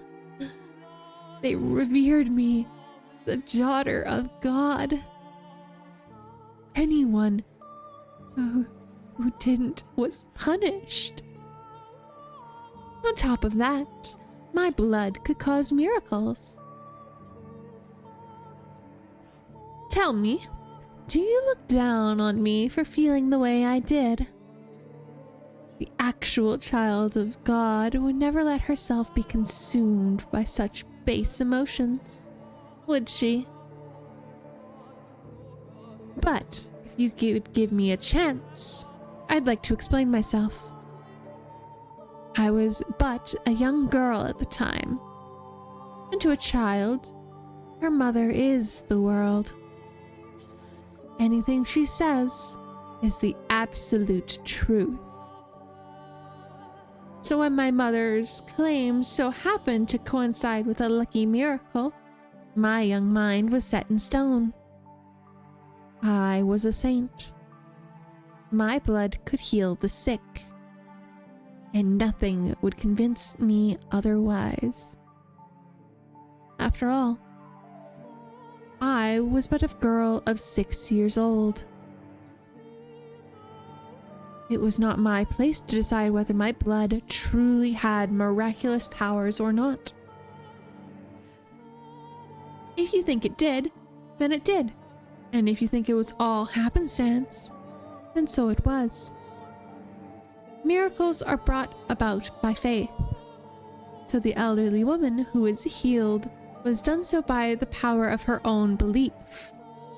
Baseless hope and desire can, at times, make the otherwise impossible reality. You understand just how major a role religion played in our time, don't you, Michelle? Especially as someone whose life was taken from him in the name of God. And you understand how powerful the word of mouth can be as well, don't you? It didn't take long for the word of a miracle-performing child of God to spread. Travelers from faraway lands came to our village, all in search of aid. Driven by a mixture of elation and duty, I gave my blessings upon every pilgrim who sought them. I gave them my blood, yes. My young hands were perpetually covered in wounds, running out of skin on my fingers. I cut the back of my hands, my palms, my wrists. Before long, they turned into swollen, carved up black and red horrors. And so I kept them wrapped in cloth at all times. The only time I uncovered them was to give blood to those who sought it. My lacerated hands were, in no uncertain terms, gruesome and unsightly. But the believers who came to see me all but wept at my helpless sacrifice. So I came to cherish those wounds. There were some for whom no miracle took place, but whenever that would happen, the villagers would come up and say, the daughter of God is not to blame. You simply lack sufficient faith. Thus, such incidents had no negative effect on my reputation as a saint. For 3 years, I continued doling out blessings. One day, while I was offering a prayer, my mother let slip her discontent. Why must you hand out miracles for nothing? Why must you give strangers grace? We should be getting compensated. We deserve remuneration. If we charged a little bit for each blessing, we could be living so much more comfortably. I was dumbfounded. How could the mother of a saint say such a thing? Helping people was my divine calling, and she expected payment. I nearly wept, hearing my mother preoccupied with such worldly desires. So I explained to her how important this work was. I taught her that we were not to covet material wealth, but we were to dedicate our lives to the service of our fellow man. You're right, my dear saint, she said, understanding. And I believed her. I fell asleep that night, convinced she truly understood, and that there would be no more problems. But the next day, I was sold off. Men I had never seen before carried me by the arms and tossed me into a carriage. Confused and panicked, I stuck my head out, searching for my mother. Off in the shadows of the house, I saw her with a strange man, accepting a bag of coins. The carriage rocked back and forth, as it rolled along the dirt road. Shaking and bouncing within it, I struggled with overwhelming grief and despair. It was perhaps the first time in my life I had felt such a powerful emotion. I didn't know what I felt so much despair over, though. Obviously, it was my present predicament, but I wasn't sure what about it hurt the most. Was it that I had been pawned off like a slave? Was it my mother, the mother of a saint, had been blinded by money? Was it that the villagers had watched in silence as a disciple of the Lord was thrown into a carriage? Or was it because I, daughter of God, lamented my misfortune like a mortal? I decided it was a trial. My father, the Lord God, was testing my worthiness of being his daughter. So I choked back my urge to cry and sat there in silent contemplation. For almost 3 weeks, I was rocked around in that carriage. The coachman treated me well enough, but I'm certain it was only because he didn't want his precious cargo dying before he could deliver it. He did not, by any means, think of me as a child of God. The 3rd week, the carriage arrived at a city. It was much larger than the village I had grown up with many, many more people crowding the streets. Something about them felt different, too.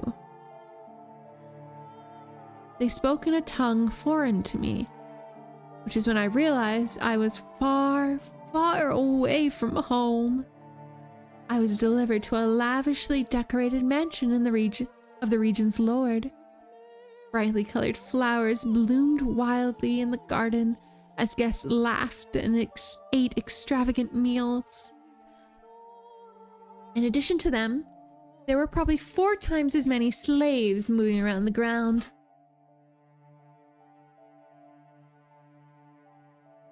Getting a range of looks from everyone we passed, from smartly dressed men to scrawny, emaciated servants, I was led to the Lord's chambers. The Lord was surrounded by beautiful women. Perhaps they were slaves, or perhaps they were prostitutes, I couldn't tell. Among them were some girls hardly older than me. They all wore thin swaths of cloth, barely covering themselves at all. The Lord looked me up and down, and with a laugh said, "Welcome, daughter of God. You'll be performing miracles for me now." "Miracles are not something to be performed for a single person's benefit," I replied, shocked and furious. He had just said something so utterly blasphemous. In response, he said, "I bought you. You're my property. You have no right to an opinion. But I would not have any of it. I entreated him to give up his indulgent lifestyle and devote himself to the service of the Lord. But the more I pleaded, the deeper the creases on his face grew. Thinking back on it now, it was hardly surprising. A 9-year-old girl was scolding the most powerful man in the region. I believe it was my duty, and that I was only doing what was right. But he surely saw it as incredible arrogance. So the Lord forced his will upon me. He bound my hands and feet and cut me without my permission, filling a goblet with my blood and passing it around to his guests. A saint's blood and good fortune to all. That was when I realized the Lord was only interested in the approval of others. He reveled in their envy as he pranced about, showing off his curious new toy. Me. Didn't need my miracles. Neither he nor any of his guests were afflicted with disease or misfortune. They were all richly blessed. Every time he threw a banquet, he drained me of my blood. It became nearly impossible to find a spot on my arms that wasn't a swollen black gash. And soon, because my arms weren't providing enough blood for him, the cutting spread to my legs. I lived in a haze of half-consciousness. Honestly, I'm amazed it didn't kill me, though perhaps the Lord was simply taking care not to take more of my body than my body could spare. Watching the wealthy partygoers laugh and sip my blood through bleary eyes, another wave of despair came over me. My miracles, my blood, were not meant to be an appetizer at a feast. They were meant for the sick and the poor. But despite my wishes, the Lord persisted to squeeze me dry day in and day out for his own enjoyment. For a while, I was convinced it was all God's test. That it was part of his plan for me, his daughter. If I could make it through this trial, I'd be allowed to go back to helping people. A man would celebrate my success, envy me, worship me. That sinners would face punishment. That divine retribution would be delivered onto all that had wronged me, a saint. With each passing day, my spirit grew more twisted. Why would anyone have believed that a scarred and bloodied girl tied up on the floor of a banquet hall was a saint? Unlikely. This was no charitable gathering, but an unholy Sabbath. Perhaps it was caused by my corrupted spirit.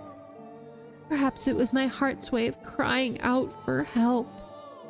Or perhaps it was the devil giving me my witch's mark.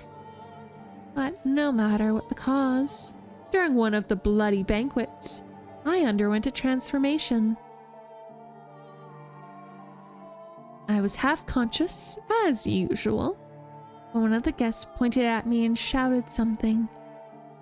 His face went pale, as if he were afraid, which I found quite curious.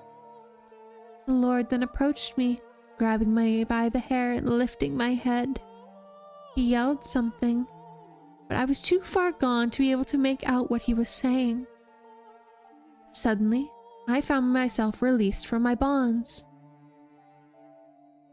But my body had grown so weak from being tied up for so long, I didn't have the strength to hold myself up, so I collapsed to the floor. I was still trying to figure out what was happening when the Lord drew a sword, raising it above his head. His words in that moment reached me with perfect clarity. "You're a damned witch wearing a saint's skin." A witch? Why was he calling me a witch? I was the holy daughter of God. I had certainly never made a pact with the devil. What could have given him that idea? What was in store for me now? Had God performed some kind of miracle for him? Dozens of thoughts and questions floated through my mind as death hung over me. I couldn't comprehend anything, and so I did not feel any fear or anger at my impending death. I was simply curious. What had happened to me? But before I had the chance to find that answer, the Lord swung down his blade.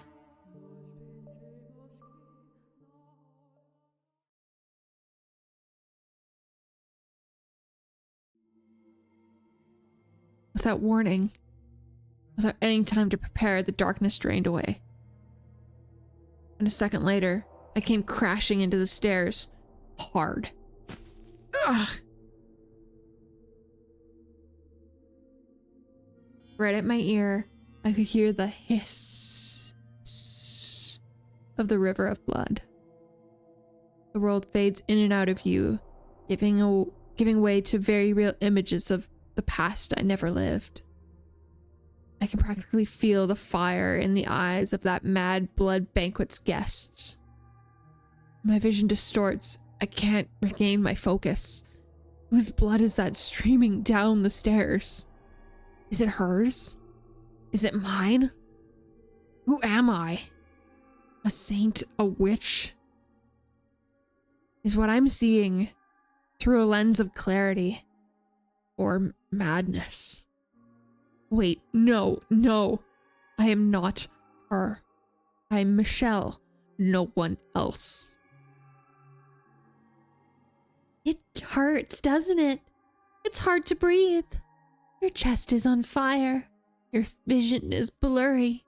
It's dark. It's lonely. It's scary. It's frustrating. It's disheartening. It's exasperating, isn't it? What are you feeling? What you're feeling is the exact pain I felt. I reach my hand out to plead for help, which is when I see something I can hardly believe.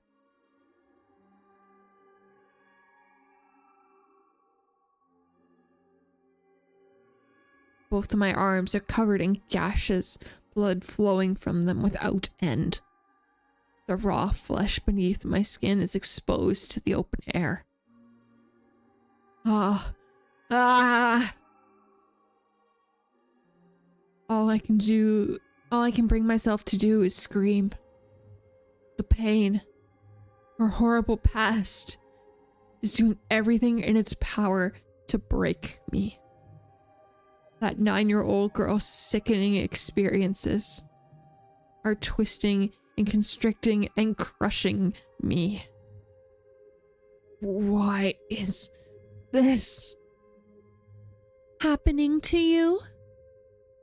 Are you really that slow, my dear? You're empathizing with my pain. You're just that kind-hearted, Michelle. Ugh. You said you wouldn't give up. Didn't you?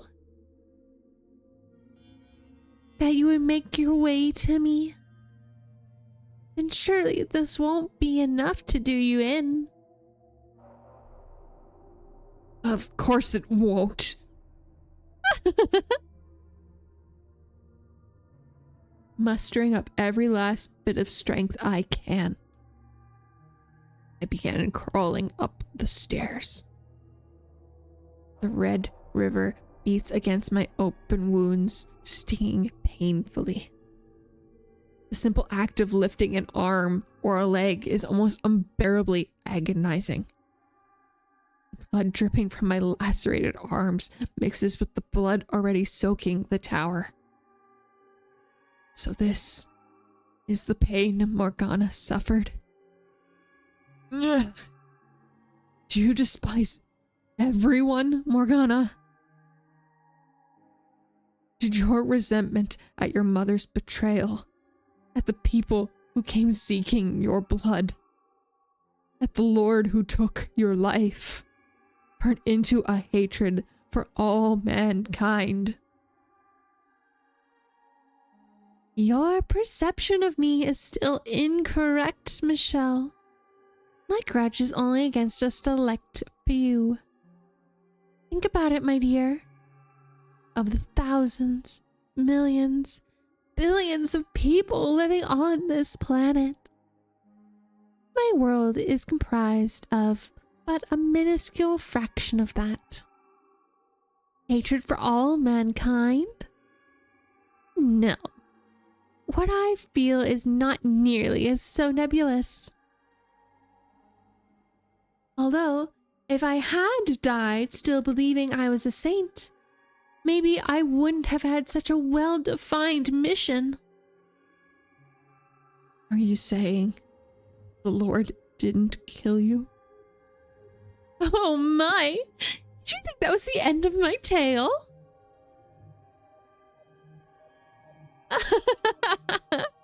Despite all your big talk, you're afraid of having to suffer through any more of that, aren't you? But you're the one who said you wouldn't give in. So go on. Know my pain. Without losing your mind.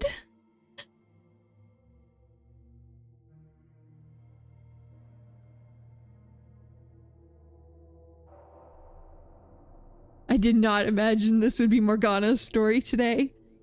Welcome to the house in Fata Morgana. We never know what to expect.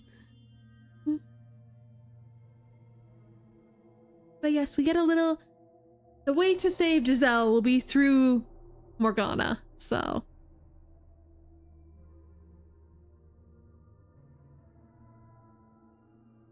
Except misery, yeah, yeah. Yeah, that's the only thing to expect. Once again, my surroundings crumble. I have no say. I have no chance to object before I'm dragged back to that repulsive banquet. I reach out, stretching my hand as far as it will reach, but all I grab is darkness.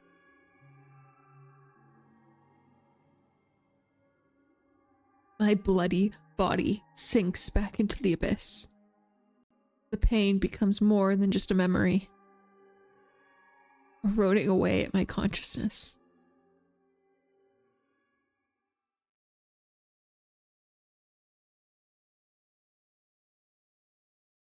You're a damned witch wearing a saint's skin. Maybe if I had died then, I wouldn't have become the witch you know now. But that's all conjecture. Theorizing about what could have happened is an exercise in futility. But no, I did not die that day. Brought together by constant mistreatment, the Lord's slaves chose that moment to start their revolt. When he swung down his blade, someone bumped into him and knocked it off its course. I didn't have the strength to get to my feet, so I simply watched the chaos unfold before my hazy eyes. It never even occurred to me that I should try to escape. At some point during the riot, a young man, one of the slaves, grabbed me by my bloody limp arm and led me out of the Lord's manor. The young man brought me to a slum, a place where the people banded together in their hardship, barely scraping together enough to eat every day, let alone pay the taxes demanded of them. By the time we had arrived at a small brothel located a ways into the slums, the fog was starting to clear from my mind. I knew where we were, and the feeling of the gazes of those scantily clothed women, I trembled. In a sense, that was possibly the frightened I have ever been in my life, despite everything I had been through. The idea that I had fallen so far from... The idea I had fallen so far I would have to become a prostitute scared me to death. After all, I was a saint, and saints were supposed to retain their purity. Spreading my legs for any man who gave me enough coin would shatter my very identity. As all that goes through my mind, I probably shouted no in protest, because the slave gave me an exasperated look and told me he hadn't brought me in here to become a prostitute. He said he knew someone here, someone I could trust, and she would give me a room. I had trouble believing him, though. I couldn't trust the word of a prostitute. Someone who'd valued money more than her own body.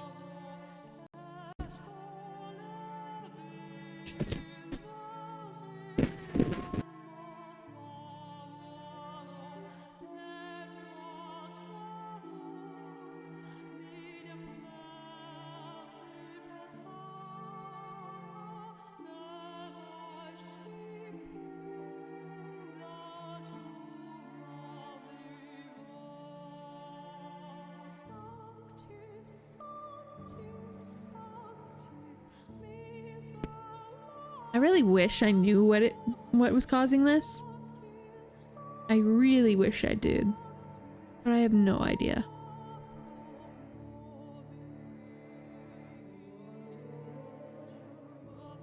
Curse of the Witch. Well, considering it happened before we started this game, you know, but it's okay.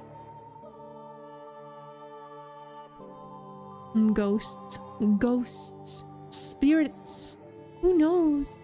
Who knows?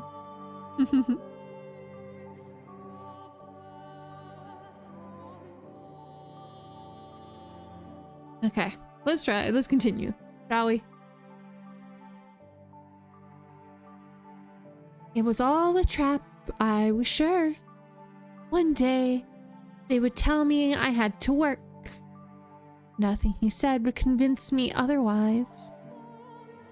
Apparently, sensing my mistrust, the slave gave me an apologetic frown and handed me a mirror, saying, even if I did, you wouldn't get any work looking like that. I couldn't believe what I saw. I couldn't believe my face. It had to be an illusion. There was no way. That was not the face of a saint. It couldn't have been. It wasn't real. It wasn't possible. Patches of skin had fallen off my face, exposing the raw, red flesh beneath. It looked quite similar to what would have been done to my arms and legs. Except my face had never been cut before. Looking at myself in the mirror, even I doubted my own sainthood. The thing in my reflection was a hellish abomination. It was the twisted face of a witch. And although I was shocked by what I saw, at the same time, it answered several lingering questions. It explained why the Lord and his guests had panicked at the sight of me. It also explained why he hadn't said I was a witch, why he said I was wearing a witch wearing a saint's skin. Over the course of a dozen banquets I had participated in, my face must have been mutated, twisted into this ugly, sickening, monstrous thing. The sight of what I had become sapped the last bit of willpower from me. Not because I was particularly fond of my face, or thought of myself as especially beautiful, but because it crushed me to see everything saintly about me crumble away. Test from God or otherwise, I didn't have the strength left to attempt to overcome it. Deciding I would rather be dead than struggle any longer, I begged for the slave to kill me. Taking one's own life was a sin. If I did that, I would not be able to return to my father's side, and I wanted to ask him why I had been put through such tribulation. But the young man refused. He said, completely missing my intention, that if I had persevered, good fortune would eventually find me. He said that if I had lived on, I would eventually have a chance to get my payback. I had no such worldly concerns, though. What if no one would take my life? I had no choice but to live. I despised life at the brothel.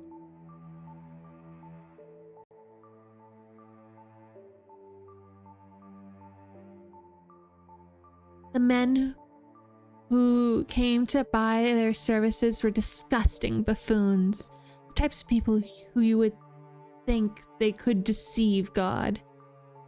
And the women fawning over them were just as repulsive. That said, I had nowhere else to go, which meant I was forced to suffer that sickening place.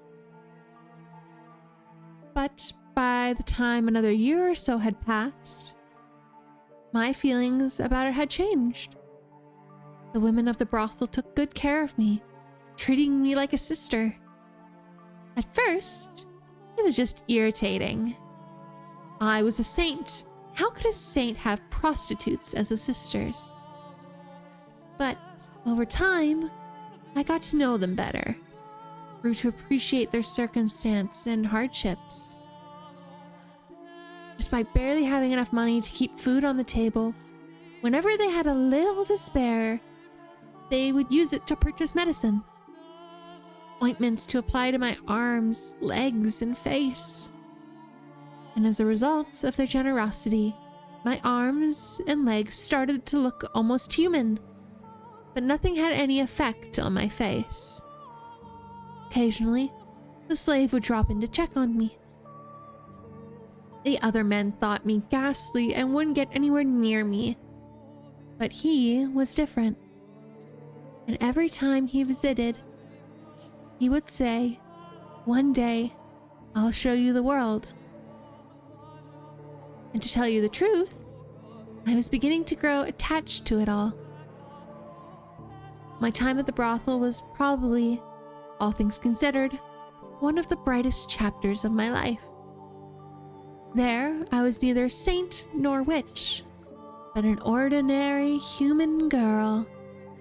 For the first time, I felt like my life had meaning beyond my assumed divine purpose. I was even beginning to feel kind of happy. And with each passing day, my intractable worldview was gaining a little bit of flexibility. Perhaps I could perform miracles, but that didn't necessarily mean I had to be the daughter of God or a saint. Maybe I was just a regular person who just happened to possess some unusual abilities. Ridiculous, isn't it? Despite coming to accept my humanity, I refused to let go of my miraculous powers.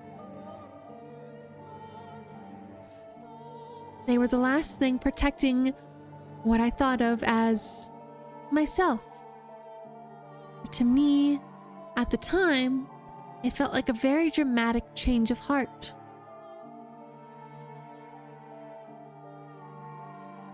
Three years after the revolt at the Lord's Manor, I had my 12th birthday, for which they threw me a little dinner party. The women all pitched in to bake me treats, and the young slave man was there too. I was happy. I thought that if life could continue like this, I was fine not going back to being a saint. But for some reason, happiness always seems to slip away as soon as if you've got your hands around it. No one sincerely wants to lose it, so why must they? I certainly didn't mind not being miserable. Let me tell you what happened that night. On the night of my birthday celebration, bandits attacked the brothel. Now, bandits were hardly a rarity at the time, so everyone was always on the lookout, and we never went out at night. They wouldn't stop at robbing you either. They were armed with blades and would frequently kill their targets if necessary. But, cautious as we were helpless against a direct raid. The brothel fell into a panic, screams echoing in the night. The customers were carved up and left for dead. The women were bound and stowed away to be sold. My peaceful world shattered in an instant. And the next thing I knew, I was some slave trader's merchandise. I don't know what became of the prostitutes who cared for me, or the slave who brought me to them.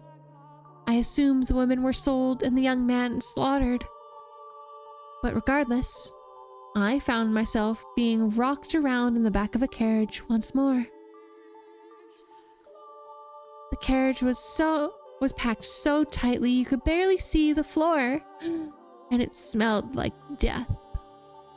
Sweat, urine, feces, every foul odor imaginable compressed into a tiny space. There were both men and women there, nearly all of them muttering or groaning or weeping. Everyone was young, ripe to be put to work. It didn't take me long to realize what fate awaited these people, and me. And when I did, I just sat there in silence. Then, for the first time, I cried. I was experiencing what I believe a very human emotion. I was sad, hurt that I had been taken away from a place where I was happy. From the women at the brothel and that young man. It crushed me. And no longer did I wonder why such a thing was happening to the holy daughter of God. Something about my tears must have seemed strange to him, because one man saw me and said, "Why are you crying?" He was a curious man. To start, he looked very different from everyone else. The color of his skin, the length of his nose, the shape of his eyes, everything about him was new and unusual. Hesitantly, I replied, "I'm sad because I didn't get the chance to show my gratitude to the people very dear to me." The man fell silent, looking as though he was deep in thought. I had no idea why he had asked me that, but something about him made me uncomfortable, so I couldn't bring myself to ask. Several hours later, the man suddenly stood up. The guards had no patience for anyone stepping out of line, and they didn't look like they would hesitate to kill us either. So, unsurprisingly, at one of the The one at the back of the carriage drew his sword and pointed it at the man. What was surprising, though, was what happened next. The man, his hands shackled like the rest of us, leapt for the guard, slamming his fists into his face and stealing his sword. The entire carriage was in shock. The guards were too stunned to effectively react, so they were quickly cut down. And because of the one-man uprising that had taken place between cities, there was no one the slave traders could ask for help before they were slaughtered. In the blink of an eye, it was all over. And there was nothing human about what I had witnessed. If I had to describe it, I would say it was as though a wild beast had attacked. The man ruffled through the slave trader's clothes until he found the keys, which he brought to me, ordering me to unshackle him.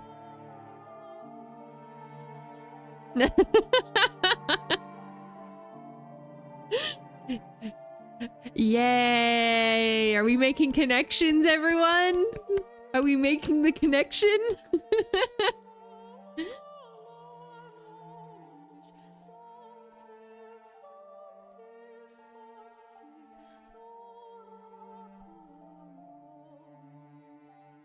Are you sure you got the right one, though?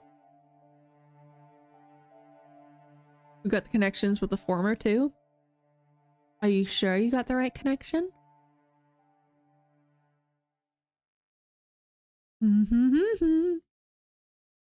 It might not be who you think.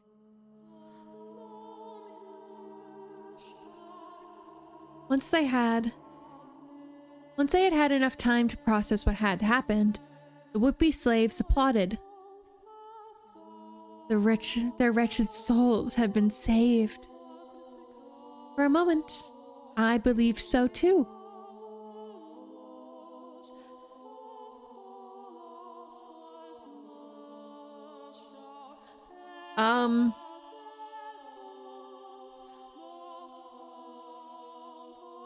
I think we're all about to be shocked about what's about to happen. Or you guys are anyway. When the man's hands were freed, he rolled up his shoulders a couple of times, made sure everything was in place. And then he began his massacre. Yes, he's going to kill everyone. Screams of agony filled the carriage as he ran his sword through the helpless men and women packed inside. The blood and guts were splattered across every surface. And those who tried to escape did not get far before getting mercilessly skewered. It was like a scene out of a nightmare. I was frozen in place. Not out of fear, but because my mind had shut down. I couldn't make sense of what was happening, so my mind rejected it. And with my brain having given up, my body was no more than a lifeless puppet. In short order, all the slaves were dead, and I was sitting in a pool of blood, staring at the man. He pointed his blade at me, and with a little smirk, said, "Why didn't you run?" In turn, I asked him, "Why did you kill them?" The smile vanished from his face, and after a few quiet moments of pondering, he replied, "Because I felt like it." "And why haven't you killed me yet?" I asked. To which he gave a curt, "I don't know," then withdrew his blade and wandered off into the distance. And then I was all alone, surrounded by corpses. I glanced down, and half of someone's face was looking back up at me.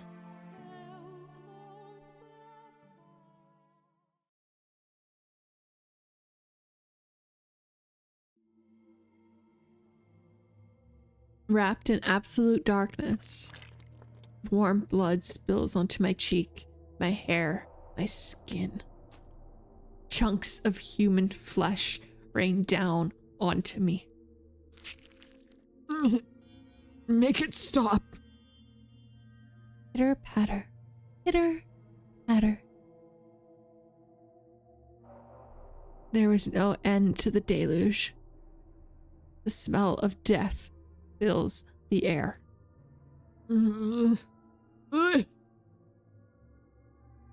I was struck with a wave of nausea so strong I can't hold back the contents of my stomach. But when my mouth opens to vomit, blood pours into it.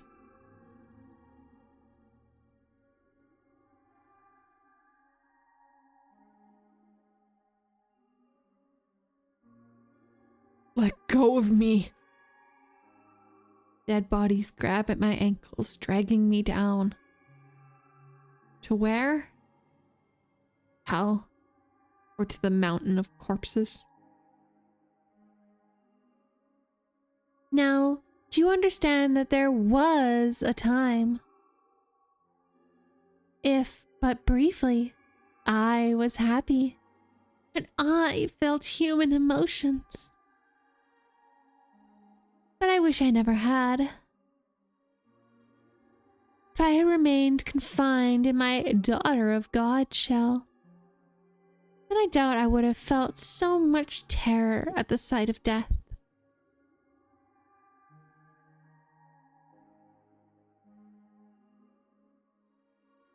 I can't say anything in response. I can't form words. I feel what she experienced, the massacre she witnessed, the limp flesh piling up around her. Even more than twice her age, it was enough to drive me mad. The fact that a 12-year-old girl had to experience something so unspeakable devastates me. Tell me, my dear, do you pity me? Do you sympathize with me? If you feel bad for me, then you'll remain with me. You'll feel my pain and my despair with me. Won't you?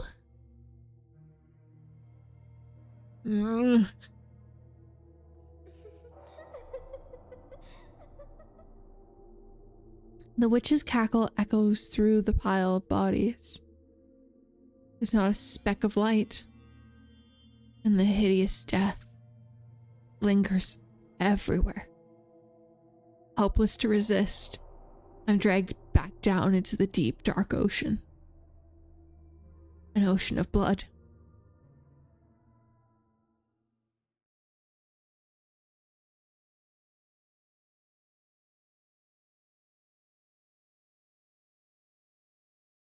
Now, on with the story.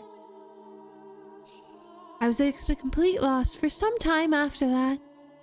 I didn't want to return to the city because I knew there was no one left who would take me in. There was only the Lord who had bound and drained me of my blood. So I wandered the roads, no destination in mind, and nothing to defend myself with but the clothes on my back. Frankly, I was rather surprised I wasn't attacked by bandits. After walking for days without food and water, my mind was hazy and my exhaustion at its peak. In the distance, I saw a lake. So, driven by my thirst, I turned my unsteady feet towards the water, not caring that it took me off the main road. And it turned out that was the correct choice, because there was a small cottage beside the lake. Smoke rising from the chimney, telling me it wasn't abandoned. Out of sheer desperation, I knocked on the door. No one answered. The door wasn't locked, so I slowly, hesitatingly pushed it open. and beyond it, I found an old woman sitting dead in a chair. The woman was a witch. By trade, that is. It appeared she had had a deep knowledge of medicinal herbs, using them to make an assortment of medicines. In her cabinets were dozens of small glass bottles containing dried, powdered leaves and crushed berries, amongst other things. On the fire was a cauldron, liquid bubbling inside. The woman looked as though she was asleep.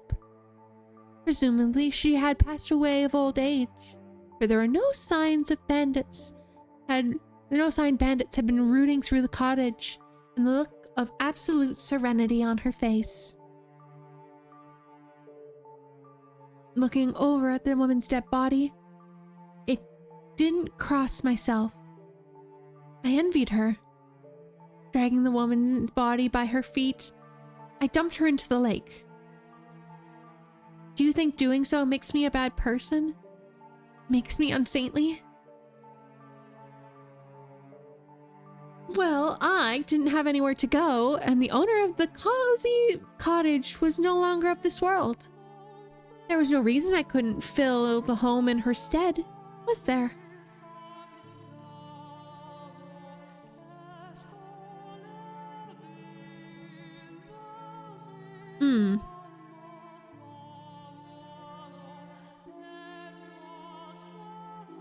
I deserved to have somewhere I felt comfortable after everything I had been through, didn't I? So, I took up residence in the old witch's cottage and remained there until my 16th year. By 16, a terrible cynicism had taken root in my heart. I had no trust for people. I had shut them out, building high walls around myself. After such a tumultuous, bloody childhood, it was all I could do to protect myself, to keep my young spirit from cracking. Nevertheless, travelers would, on occasion, pay the old witch's cottage a visit, seeking her medicines. Whenever someone arrived, I would cautiously crack open the door, telling them they could trade for whatever they wanted with food, but never showing my face. One day, a young man showed up at the cottage. My sister has fallen very ill and desperately needs medicine. He was very soft-spoken. There was a distinct kindness in his voice, which I thought was unusual, curious. What kind of person could he be?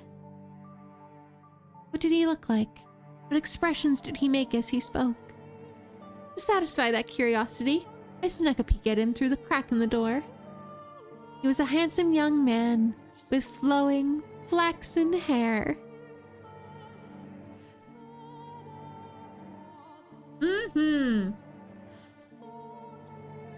Second confirmed, second confirmed.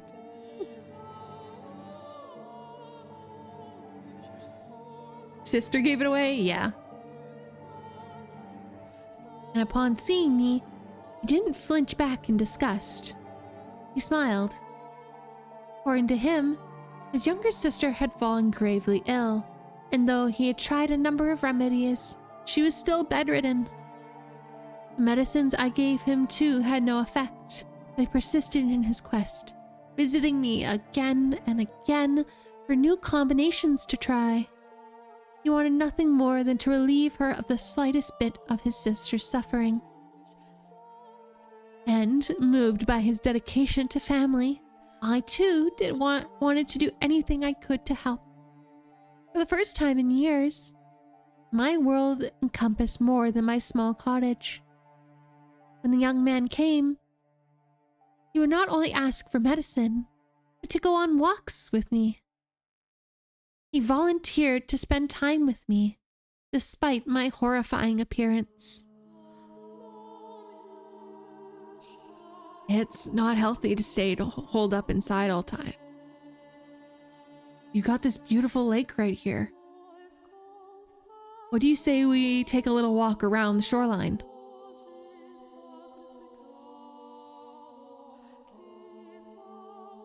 he said with a smile, taking me by the hand. We spoke as we circled the lakeside. His voice was as soft and pleasant, like a ray of light shining through a crack in a wall. When I was with him, I felt like I could actually be an actual person, an ordinary girl. He talked about his sister more than anything. And whenever he did, he was at his brightest and most melancholy. The young man had been a member of a noble house, but disputes over who was the rightful heir had forced him and his sister out. Shortly after that, his sister had fallen ill and was now bedridden. I'll take anything at this point to make her better. I'll even take a miracle if I can get one. That word, muttered beneath his breath, sparked my memory. I was a saint. My blood had healing properties. I had no reason to hesitate. Someone needed my help, and who deserved it more than this kind-hearted young man's sister? So I decided to tell him what I really was, that my blood had miraculous powers, that it saved people. That the moment I had been born, a drought plaguing my village had come to an end. That I had been known as a saint, the daughter of God. I told him everything, and he believed it all. He led me to his house, where a sick poor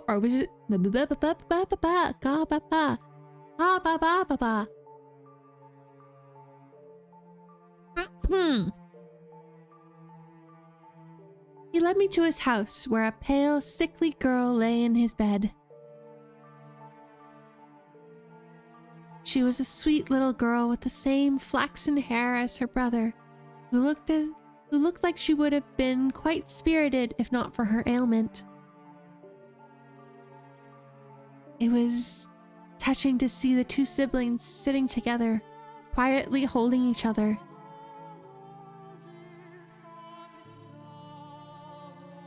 I would gladly give my blood for the two of them.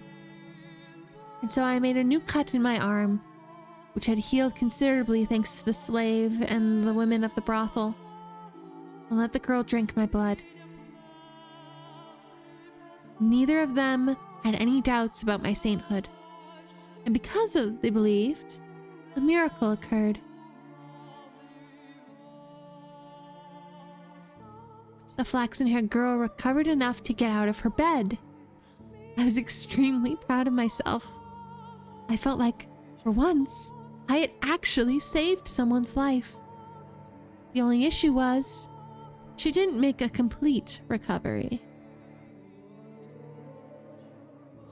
For a few days after drinking my blood, she was in good health, but her condition quickly regressed. I was deeply perplexed by this. A miracle had undoubtedly taken place, but it was only temporary. Now, though, I believe I can explain what happened. Her recovery was nothing more than a placebo effect caused by her faith. Well, that's something I couldn't have known at the time. We were all three perplexed, and we were all three disheartened.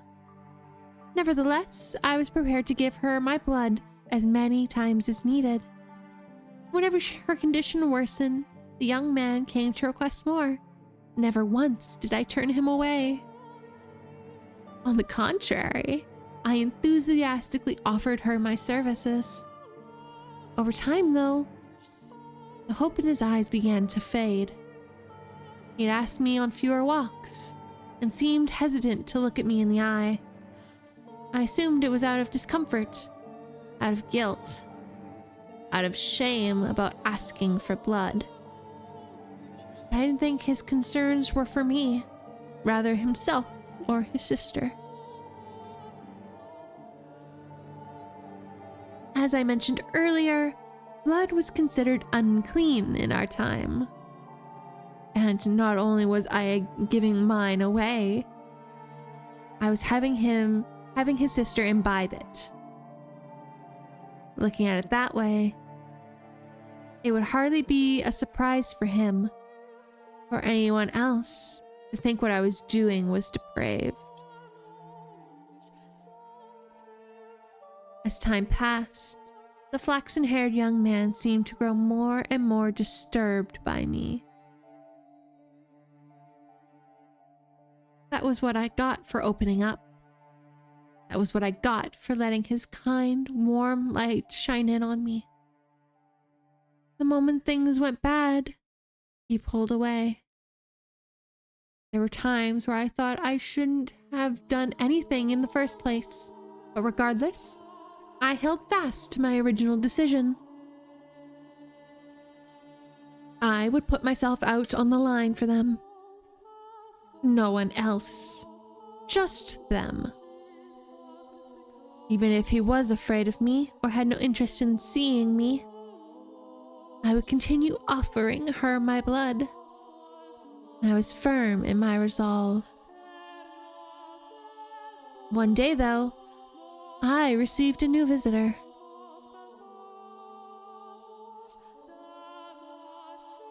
The young man was still the only one who I would show my face to, the only guest I had let into my walls.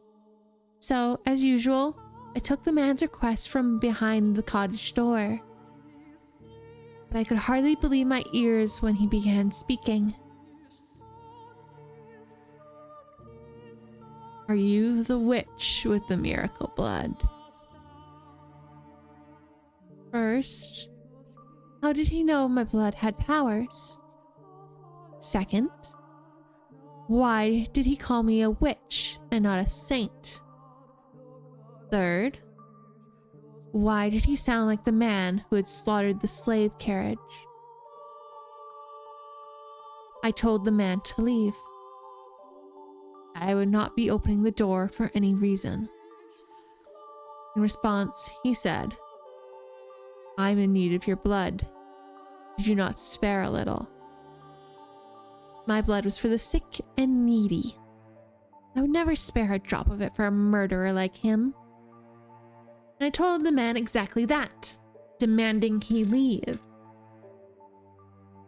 All I could think about was the pile of bodies, the fountain of blood.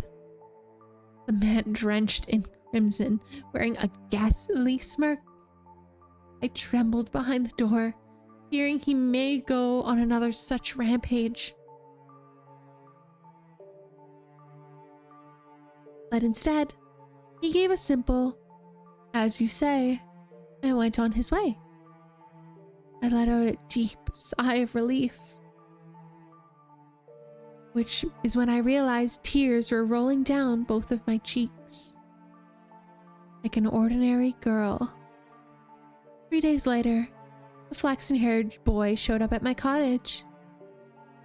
I'm sorry for being so distant lately. I want to talk things over. Those 2 sentences were like a shining light from above.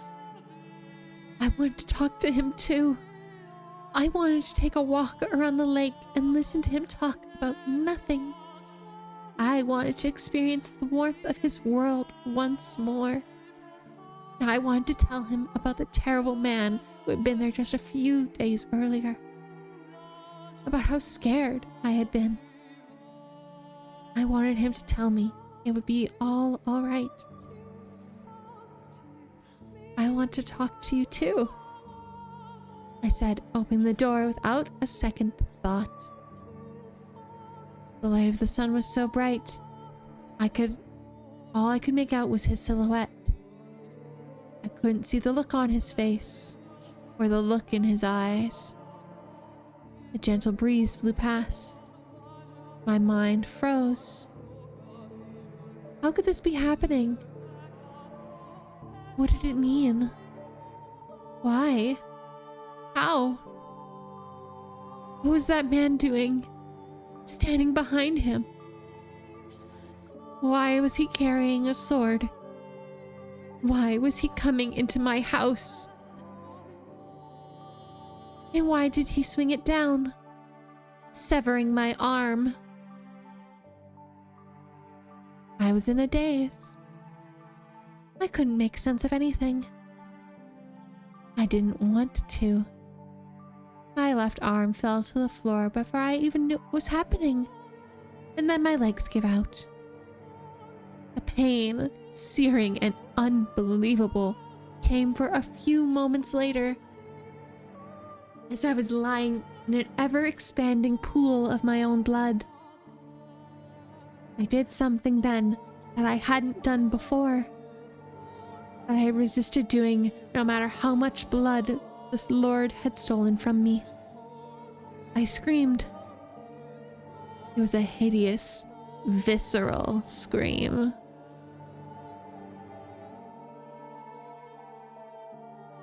A sound I had never thought a saint could make. The same ear-splitting howl the slaves had made as the man butchered them. I writhed, I wailed, I wept, I crawled across the floor through my own blood. I begged and I begged and I begged for my life. The man walked over and picked up my severed arm, and then, shockingly, he tossed it to the kind-hearted young man, after which he said, "That's your share. It lasts you long enough." Share? What did he mean by share? What was he talking about? Why had he given my arm? And why had he taken it? Why was he talking like they knew each other? Why? Why? I had spared blood for him when he asked, hadn't I? So why was he doing this? Was cutting my arm off and stealing it easier on his conscience than simply asking? You understand how I felt, don't you? You can put yourself in my shoes, can't you? The young man refused to look at me in the eye. Holding my bloody arm in his trembling hands, he fled from the cottage as quickly as his legs would allow. The man walked over and picked me up. I had neither the strength nor willpower to resist. Holding me in his arms, he began to speak, telling me things I didn't want to know. Things I didn't want to hear. But he didn't care. Nothing personal. I just need your blood. Without it, she'll lose her church. Don't take it personally. Tell me, is there anyone in this world who wouldn't feel a little bit of spite after being put through such torture? How was I supposed to let that slide? No one's that much of a saint. My trust had been betrayed, and I was supposed to turn the other cheek.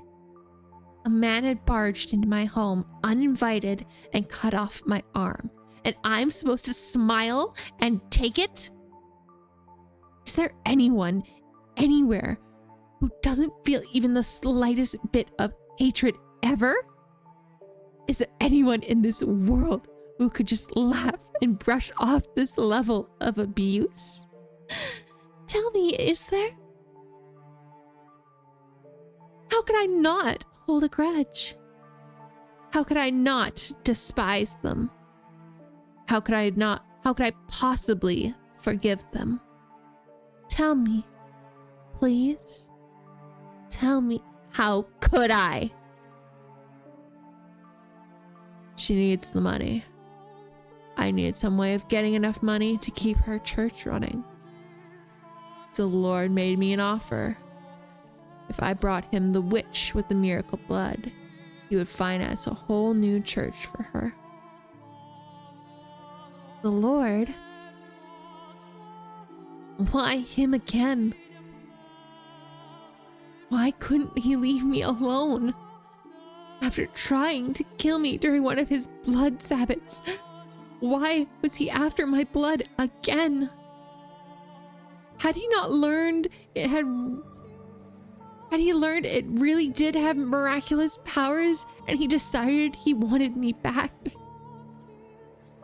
You get to be the sacrifice to keep her church from collapsing, to keep her world from collapsing. Sacrifice? Excuse me, what? What's all this about keeping her church from collapsing? You murdered a carriage full of innocent people, and you're trying to protect a church. Are you out of your mind? Churches are where people go to commune with God, to speak with my Father. How dare you soil that sanctified ground with your filthy hands, you beast? It's insulting, sacrilegious, repulsive. Just what do you think we are? So don't take it personal, witch.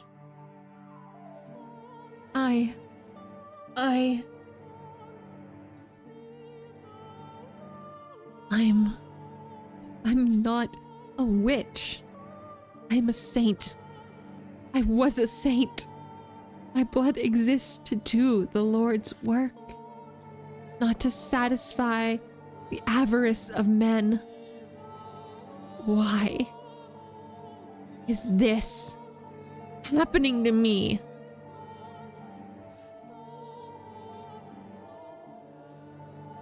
The man brought me back to the city. But instead of taking me to the Lord's manor, he brought me to a church on the outskirts of the city's outskirts. Though, to be honest, it looked more like an estate than a church.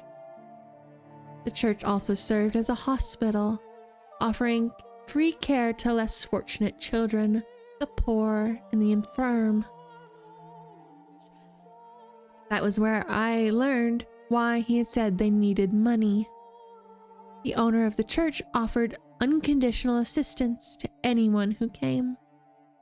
Even when food and supplies ran low, they would ration their own in order to keep helping others. As a result, the church was perpetually on the verge of collapse. The church was run by a woman, something exceedingly rare for the time. But there was no priests. All management was handled by a single nun, who everyone referred to as the saintess. I was the saint. Why was this woman, who didn't have the ability to perform miracles, being worshipped like she did? Why did the people of the city idolize her? Why were their smiles all directed at her? Why was I not in her place?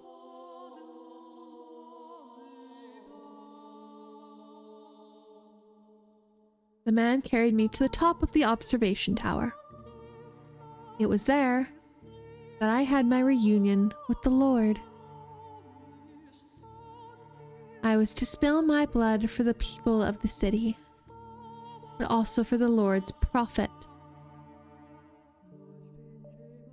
He was not only offering free aid, but selling it as medicine. He claimed it was a miracle elixir, telling no one it was actually my blood. It was mixed with a beautiful red wine, and drinking it could cure all ailments. If they actually knew it was the blood of a witch, they would think it unclean. They would fear it.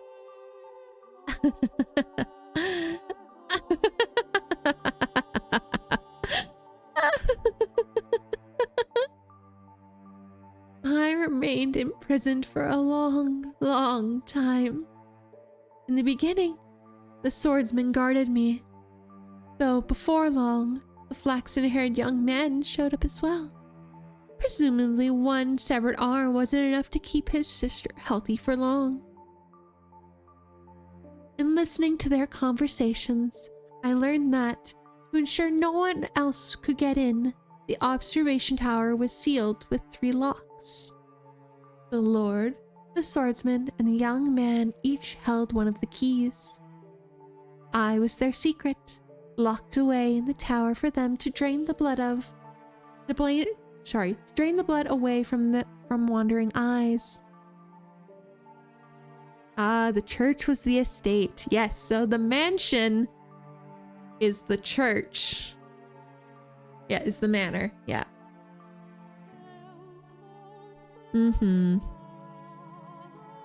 That's why there's a stained glass window. Correct.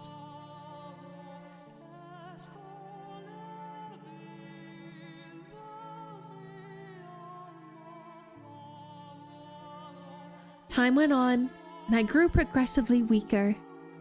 I lost my will to eat and will to live. My only view from the tower was the clouds through the window high up on the wall. Occasionally a pigeon would fly in, sometimes a butterfly, and I would glare in envy as it fluttered around, free to come and go as it pleased. And soon it was spring. Every spring, the church held a festival to pray for the upcoming year's harvest and the people's well-being. I could hear the bustle from far below the window as everyone rushed to prepare. I heard the flaxen-haired young girl's voice, who had regained her health drinking my blood. I heard her brother's voice, who had betrayed me. I heard the nun's voice, who played the saint in my stead. I heard the barbaric swordsman's voice, who chopped off my arm.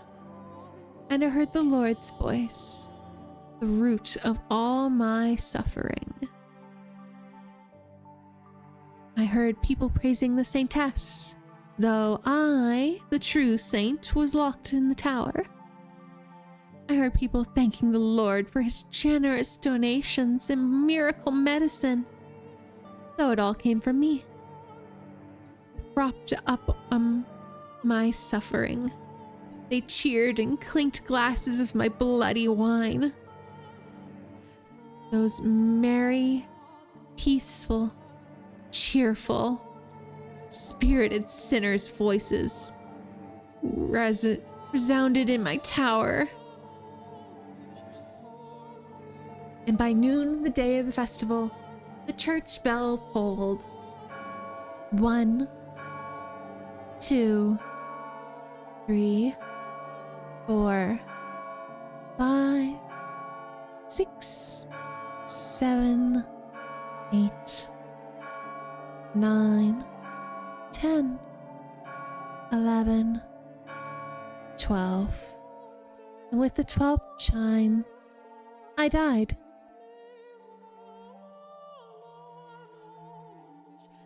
As the bell's last pealing, or is it pleading? Sorry. I'm like pleading. Blah, blah, blah, blah, blah. Let me, hold on. I need a sip of water. My voice is hurting today. I don't know why my voice is hurting today.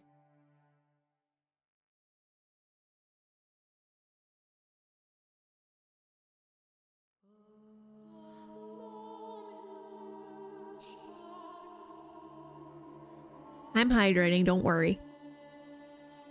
Think first. Are you saying it's the first one?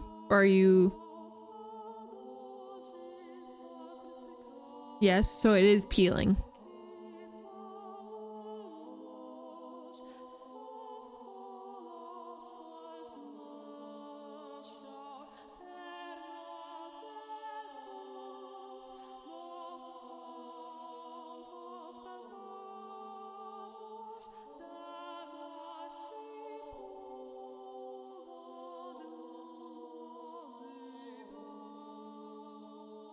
Alright, taking a long sip of water here.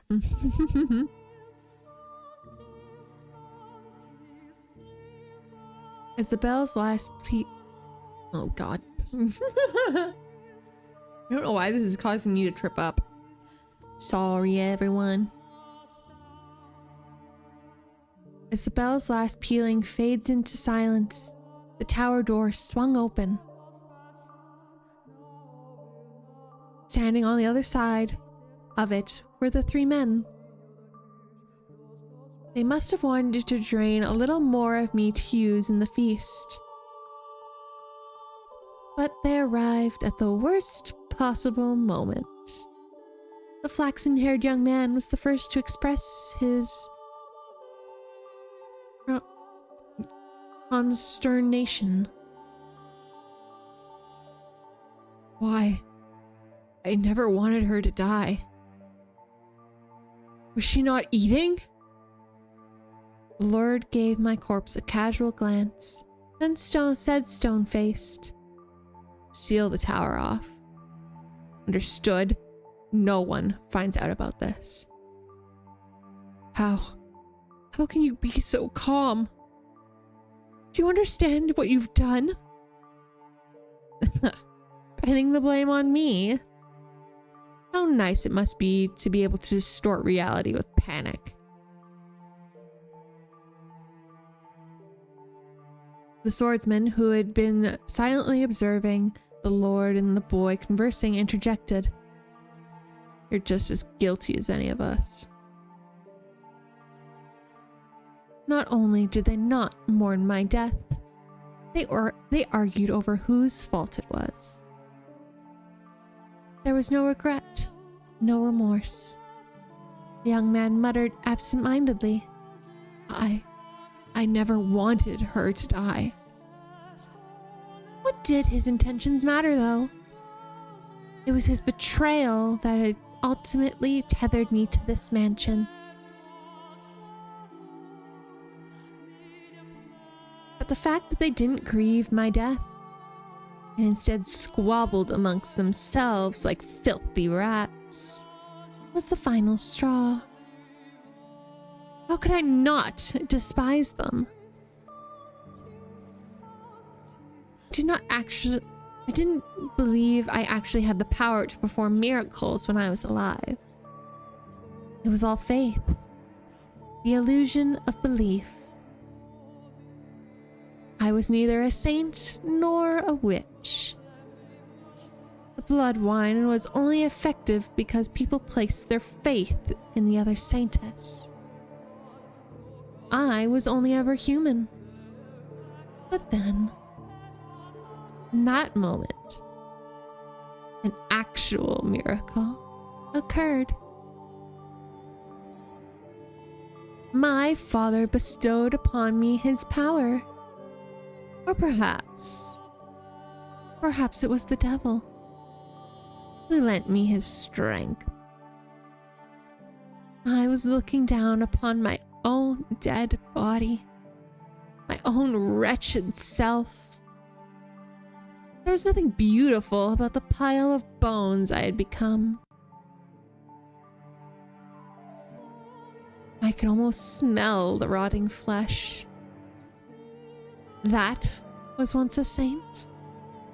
I laughed at the thought. It was absurd, ridiculous, and infuriating. They would pay. Those who had cast me into this hell, whom had mocked me, who had done this to me, who had made a witch out of me. Hatred coursed through me. Revulsion at everyone on these grounds still smiling. They would know just whose dead shoulders their little party was resting on. If they wanted so badly to call me a witch, then a witch I would be. I would kill them. Every last one of them. Place a curse upon their souls. And so I made my wish. Most people might consider it a curse, but to me, it was most certainly a wish. and my father, or maybe the devil, granted that wish. From the garden, there rose a scream. The flaxen-haired young man knew that voice better than anyone. He went deathly pale, darting down the spiral staircase until he reached a window. A young girl was on her knees, vomiting blood in the grass. The young man let out a yelp as he descended the remainder of the staircase. As soon as he reached the garden, he lifted the girl into his arms. But she had already perished. Realizing this, he cried to the heavens, saying the one thing he should have kept to himself. The witch killed her. The blood of the witch killed my sister. That wine you're drinking is no medicine. It's the blood of the witch. You're all drinking witch blood. Crushed by the loss of his only family, the young man picked up a silver fork and plunged it into his own throat, ending his life. Naturally, there was an uproar. Goblets of wines crashed against the earth in rapid succession as the people holding them fell onto the ground and vomited and convulsed.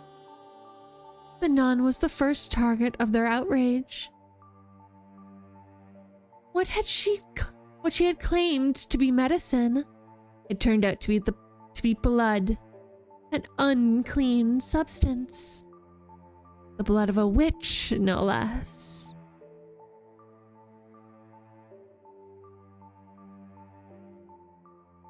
A servant of the church, a servant of the Lord, had given her followers blood to drink. And at this, their indignation surged uncontrollably. The people surrounded her, tying her up and throwing her to the ground. As they prepared to inflict righteous judgment upon her, the swordsman soared down the stairs and into the garden, plunging his blade into anyone who's standing near the nun. The cries of agony ringing through the church grounds were ear-splitting. It was no longer a place of God, but hell on earth. Hell built by the hands of man. Hell painted red with the blood of their brothers. The people armed themselves with anything they could and went after the man. As much of a beast as he may have been, he stood little chance against such numbers. It is the fate of a beast to be exterminated by those he terrorizes. And once he was gone, the nun had no one left to protect her. She too was consumed by their frenzy. All that remained was an inextinguishable inferno. Hysteria and despair. Madness and outrage. And no outlet for it.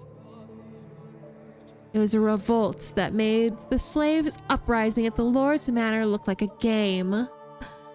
Eventually, their outrage found a new target. The Lord.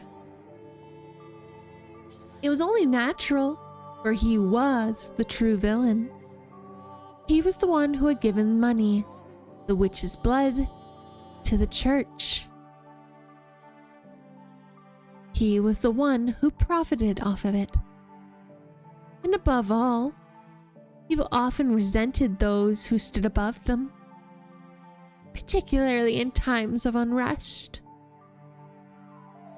The city resounded with cries for the Lord's head, and he looked down upon it all from the safety of the observation tower. He did nothing but watch his domain burned.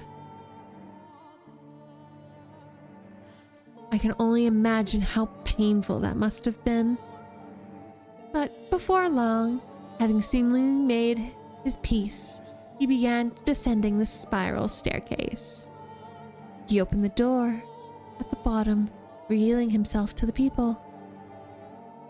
But before the door had swung all the way open, before he had a chance to say his final words, someone ran a blade through his chest. With that, the raging fur mostly settled down, but was hardly the end of the destruction. Mere days later, a plague befell the city.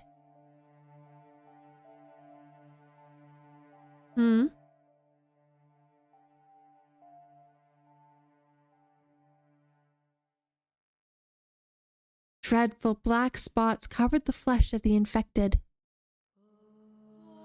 They writhed in pain, screaming and vomiting blood. Ghastly howls echoed through the streets as though the whole city had been possessed. It became a cursed land. In their diseased haze,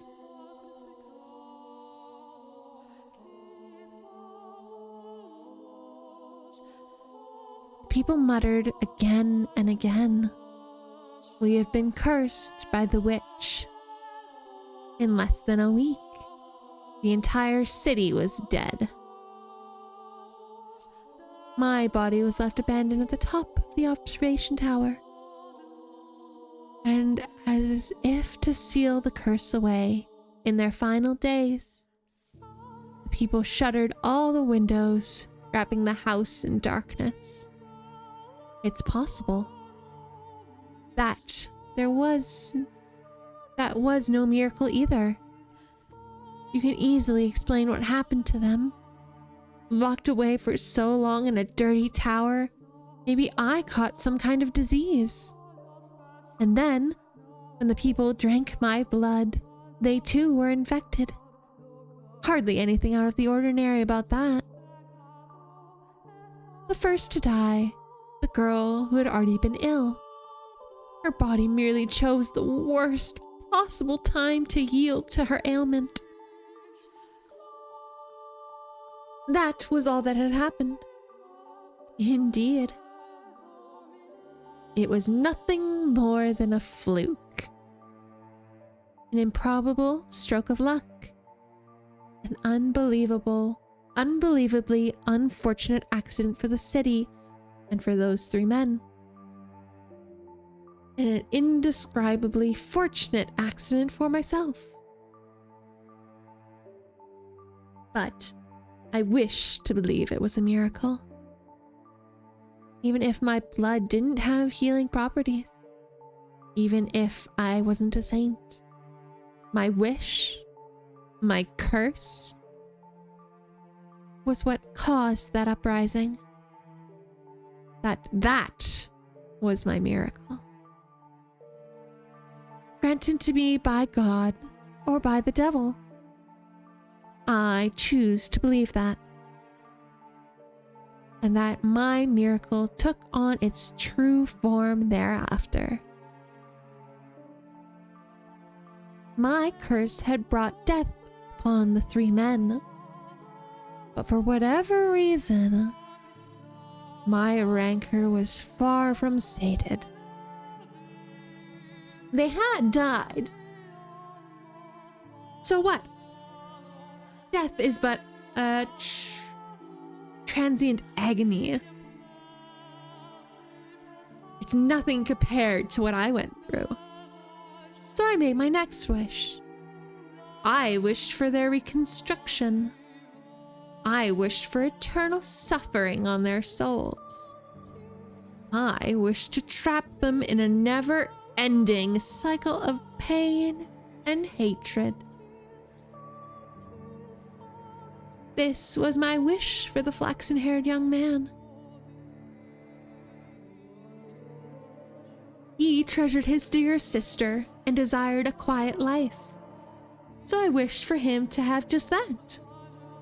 And I wished for his dearly beloved sister to love him more than anything in the world. For his world to be destroyed by love gone too far. This was my wish for the beast-like man. He was conscious of his tendency for violence and yearned to be more human. So I had his inner beast toned up just a little. I saw to it that he would never be human. That we would never have the peace he so desired. My wish for the Lord was more straightforward. He seemed to have a great affection for wealth and authority. So I ensured those were the only things he could ever have.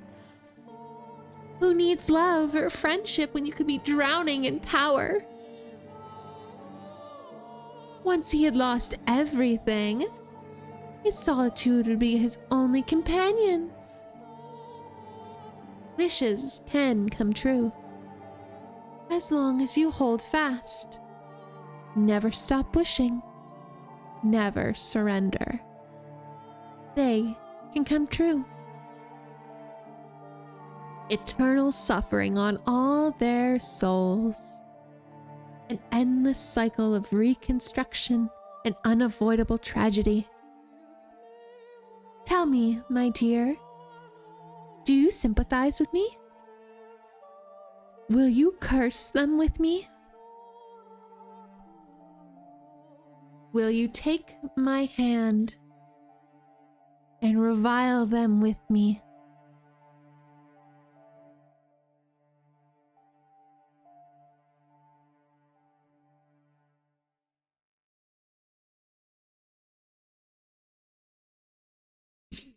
This time, when my body crashes into the tower's stairs, I'm unable to make a noise. The obstruction is less mental and more physical. There's excruciating pain.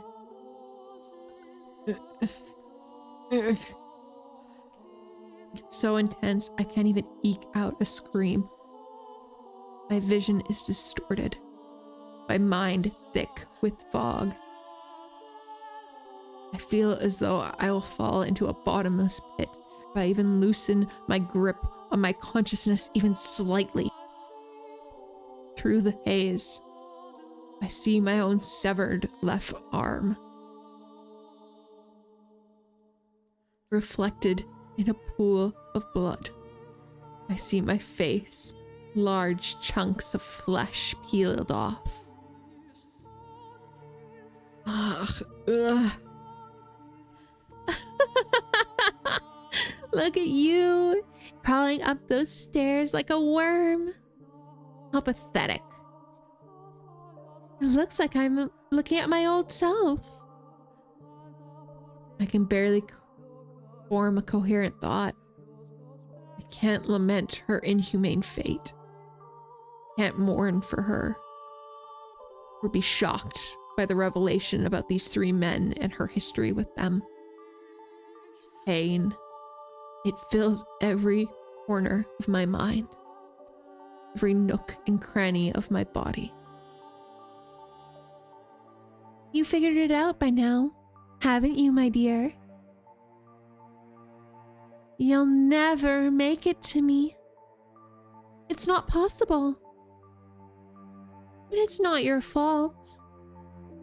It's not because you're weak.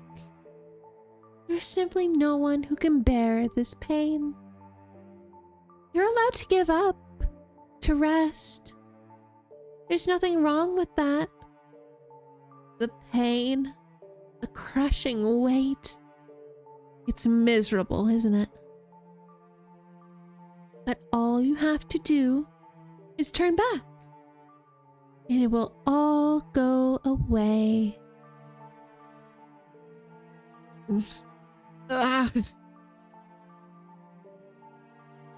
witch whispers her sweet temptations. You've You've put in a fine effort. There's no shame in throwing it in the towel.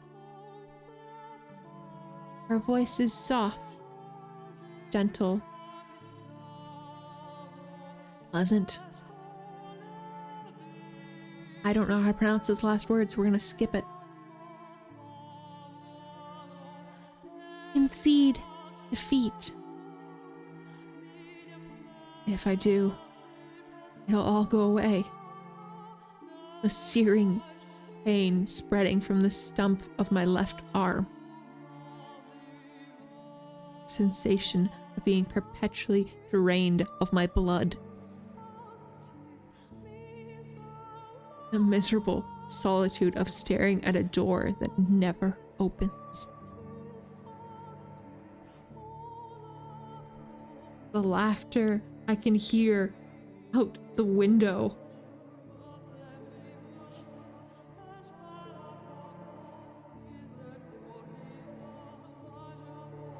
My miserable wailing and this maddening hatred.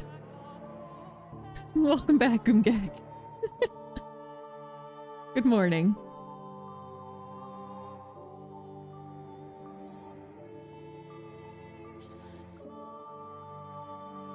I can end it all.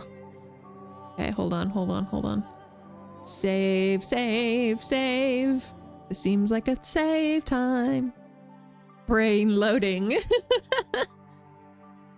So, Umgak, you missed the entirety of Morgana's story. Just to let you know.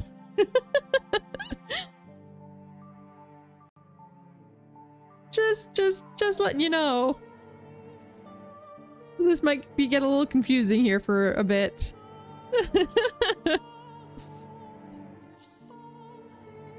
I can end it all. That's right. It will all be over. You have the power to make it stop. Make it stop.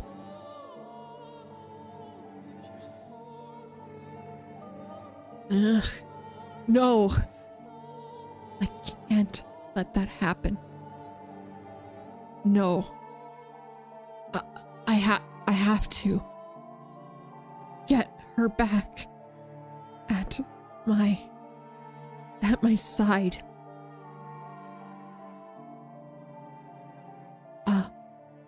I'll do anything to take her back. Even if it means I end up in 1,000 tiny scraps of meat. I will not give up on her for any reason. You won't, will you? Oh, such a beautiful resolve. Willing to sacrifice yourself to save the girl. Like a hero of legend. Or maybe a fairy tale prince. No. I am no hero. And I am no prince. I am a human. An ordinary man. I don't have any extraordinary potential. I'm not a courageous leader or a charismatic general. I'm just a regular man. In love with a regular woman who refuses to lose her. I don't need any other accomplishments. Only that. That's all I need. Because I'm just a regular man. My one act of resistance. It doesn't matter what you say. It doesn't matter how much you cut me up. Nothing changes. What I have to do, I have to take her back and set her free from this mansion. Nothing else. And never will I back down on that. Arms or no, As long as I can move, I must push forward. I must make my way to the woman who waited so long. Up to the top of the tower. Forward. Ever forward. Ever onward.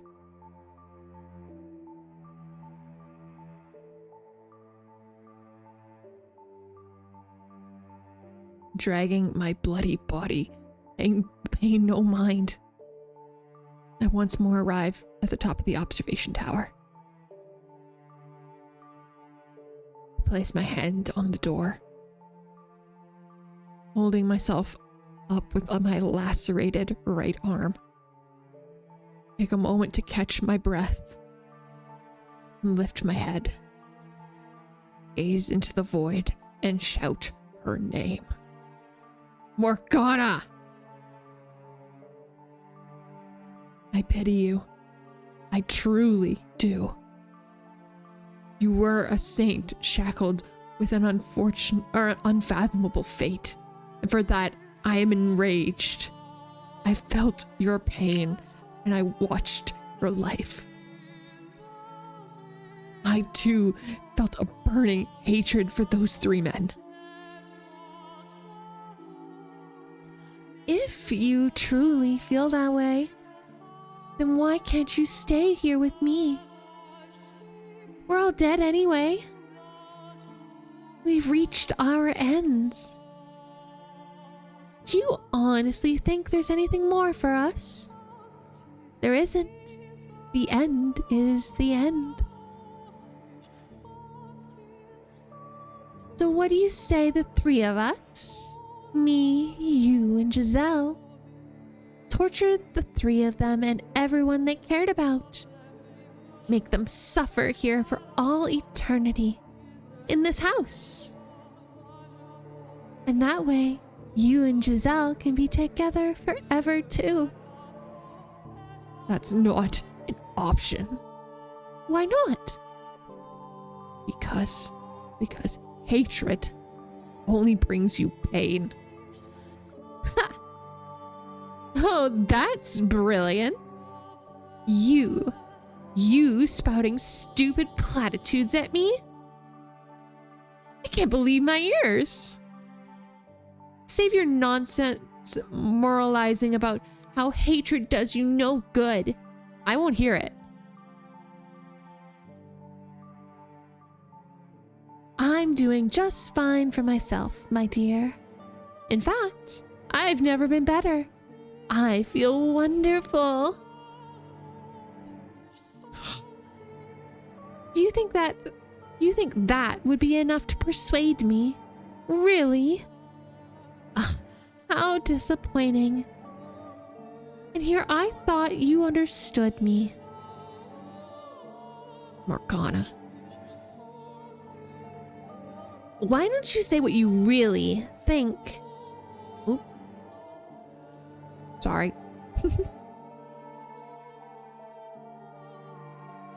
Go right on ahead. Hate them as much as you want. But keep me and Giselle out of it. Why didn't you just say that? I do feel bad, truthfully. For all the time we spent together, never once did I ask you about your life. I was so focused on myself. And in the end, I pushed you away. That you did. You wanted to be with Giselle, so you pushed me out. I wish I had asked you sooner. It wouldn't have changed anything, though. One puny man knowing what I went through would hardly be enough to erase the loathing I bear. It would have turned out the same regardless. There's nothing you could have done for me. There's nothing. Still, I would like to apologize. Had I known you had carried in your heart, perhaps I could have chosen my words better. Instead of rejecting you, I could have chosen some other response. I cannot remain in this house, nor can I allow her to stay either. So I'd like to apologize for both my past actions and my present. Well, in that case, open the door, Michelle.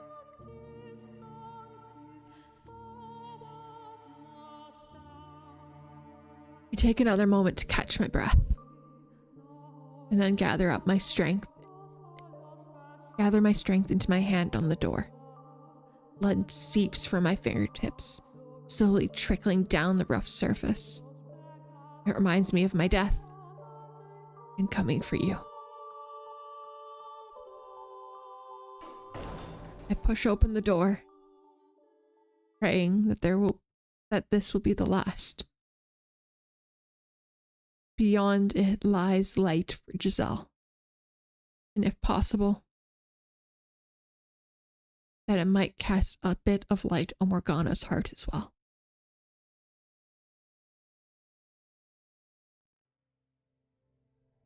What? However, why am I in my bedroom? What I find behind the door was the last thing I expect. Huh? As she appears from the shadows of my chambers, I can't conceal my surprise. Giselle? Is this another illusion, Morgana? No, it's not. I'm the real me. Thank you for coming all the way here for me.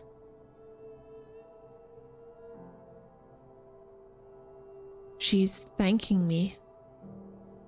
So why isn't she smiling? That was very kind and courageous of you, Michelle. I'm deeply moved.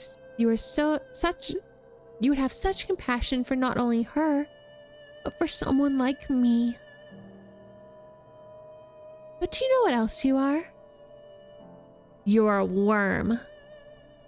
What is this? What is it this time, Morgana?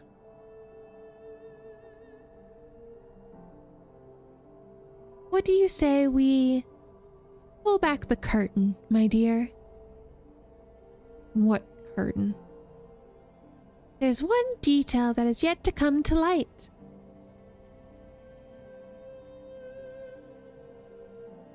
This isn't your first return to the mansion, is it? You've been back numerous times, each time not remembering her. Thank you, Kate. Each time hurting her even more. What are you talking about? What am I talking about? Oh, you know good and well, my dear. Or do you honestly believe that all the other pieces in their rightful place and you alone were some exception? I never... Tell me, how was it?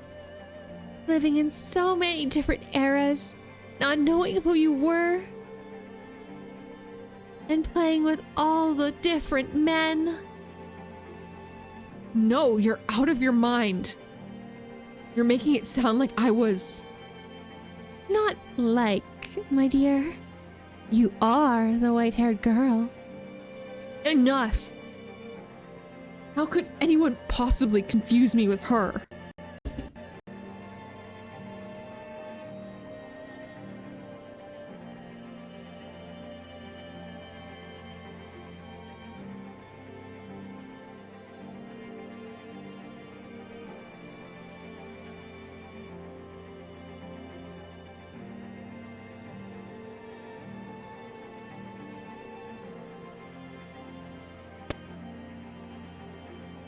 Are we back?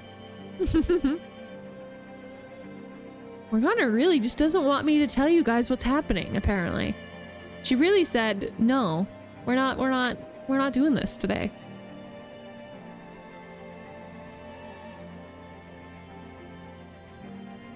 It's okay.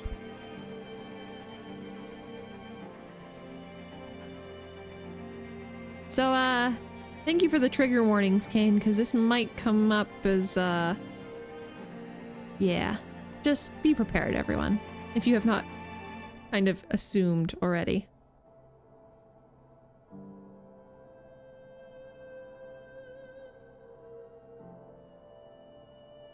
To tell you the truth, I couldn't see you as anyone else. Your white hair, red eyes, porcelain skin, and your name. Tell me, what about you isn't the same? We are not the same person. I saw the letter. Huh? The one you had hidden? No. And you didn't think it was worth mentioning? No, Giselle. I didn't mean... You're exactly right, my dear Giselle. He deceived you. He kept a very important secret from you. Despite showing up before you multiple times, he cast you aside again and again. No, that wasn't me. It wasn't. It all makes sense now. Nothing you ever did was for me. Giselle, I... Go on, Giselle. Tell him exactly how you feel. Michelle, don't. Please, don't say it. Not that, please. I'm begging you. Stop. Don't. Please don't, Giselle. You're not actually... Please. Don't say it. Not mad at all, are you?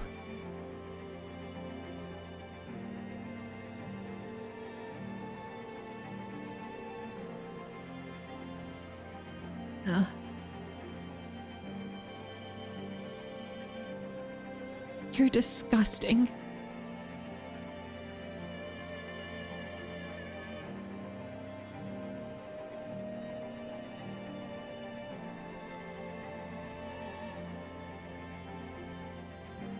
You're the only one it could have been, my dear.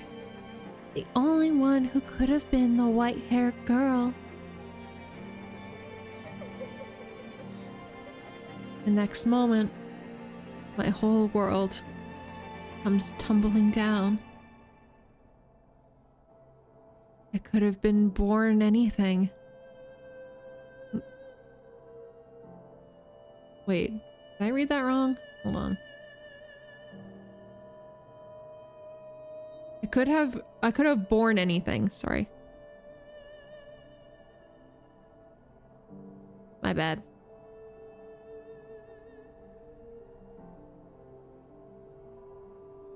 Losing my arm, having my face torn off. Hi, Allie! Welcome in! No worries, no worries. Thank you for stopping in.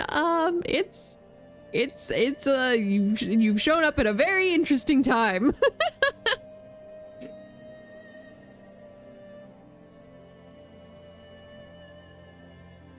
Yeah. Any amount of pain, I could have handled it. For you, I could have done it. Well, you see, a witch has essentially outed our main character as being not who we thought he was. And or who he believed he was.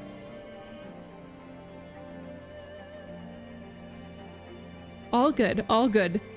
Honestly, a nice little breather break is kind of good. And your schedule is whack. Ungak, I don't think you're one to chat.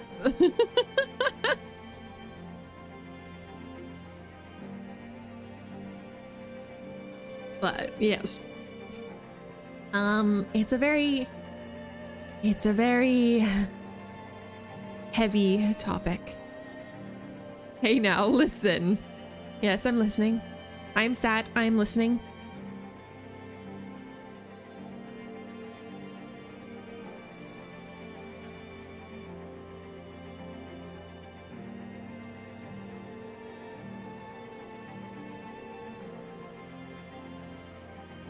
I have nothing to say.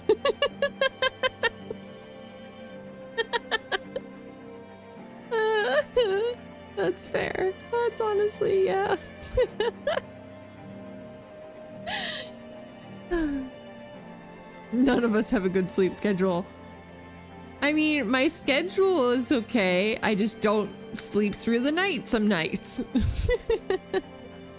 You know, the schedule is there. It just, quality is not. It's all okay. All right. How is Michelle going to react to this? I don't know.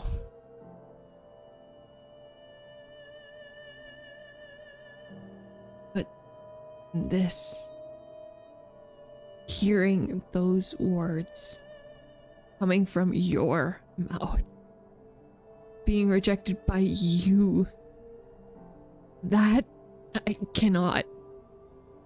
Those words, they bury me alive. And you're the one person I never wanted to hear them from.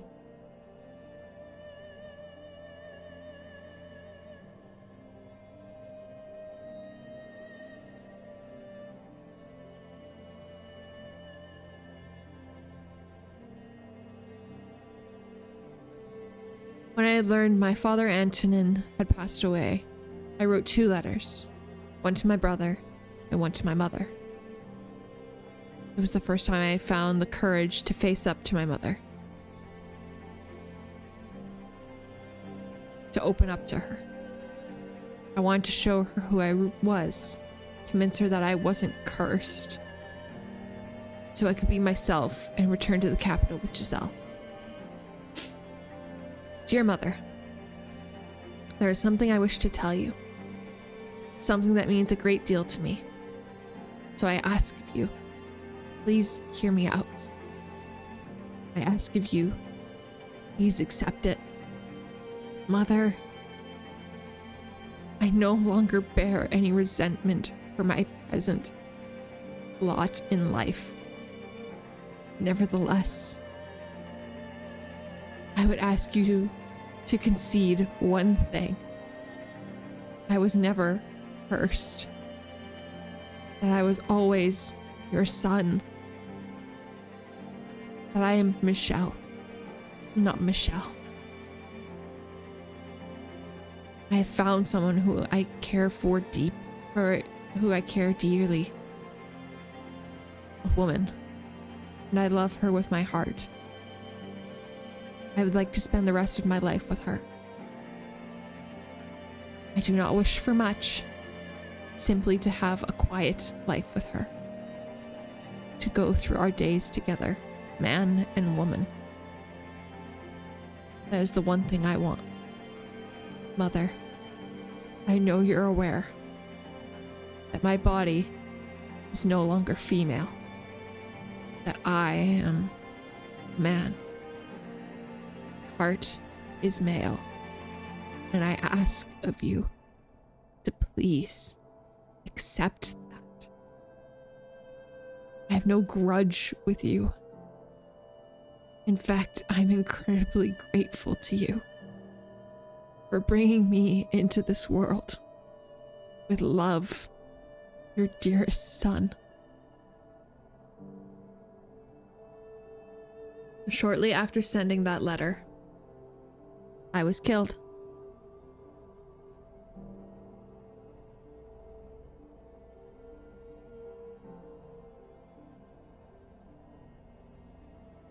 I'm dragged down against my will into the darkness.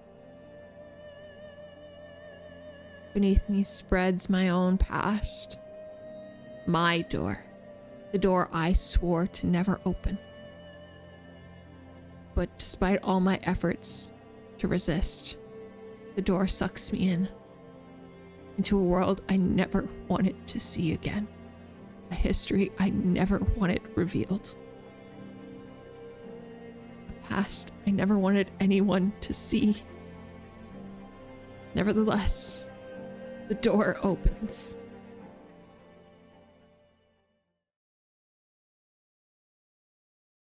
The seventh door.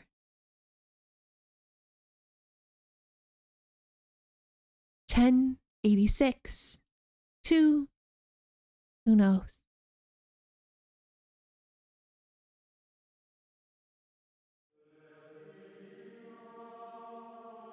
And that, everyone, is where we are ending today. With Michelle! Spelled differently. But yes, Michelle.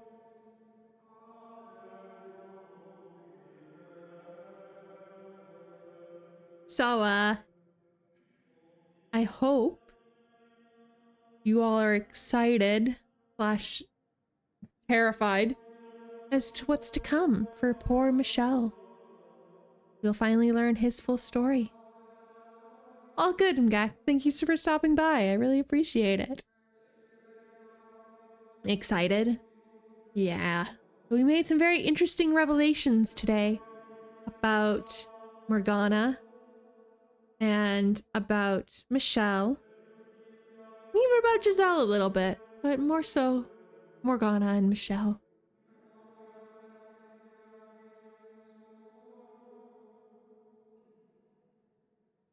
Compared to... Sorry, wait. I do wonder if it'll be worse theoretically based on compared to Morgana. I feel like based on his reaction to her story, it's not really. That's fair.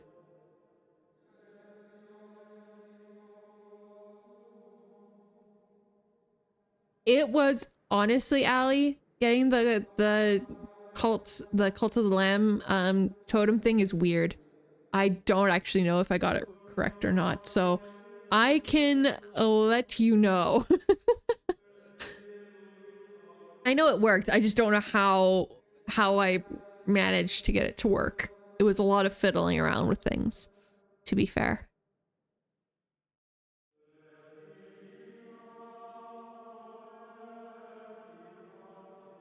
Oh.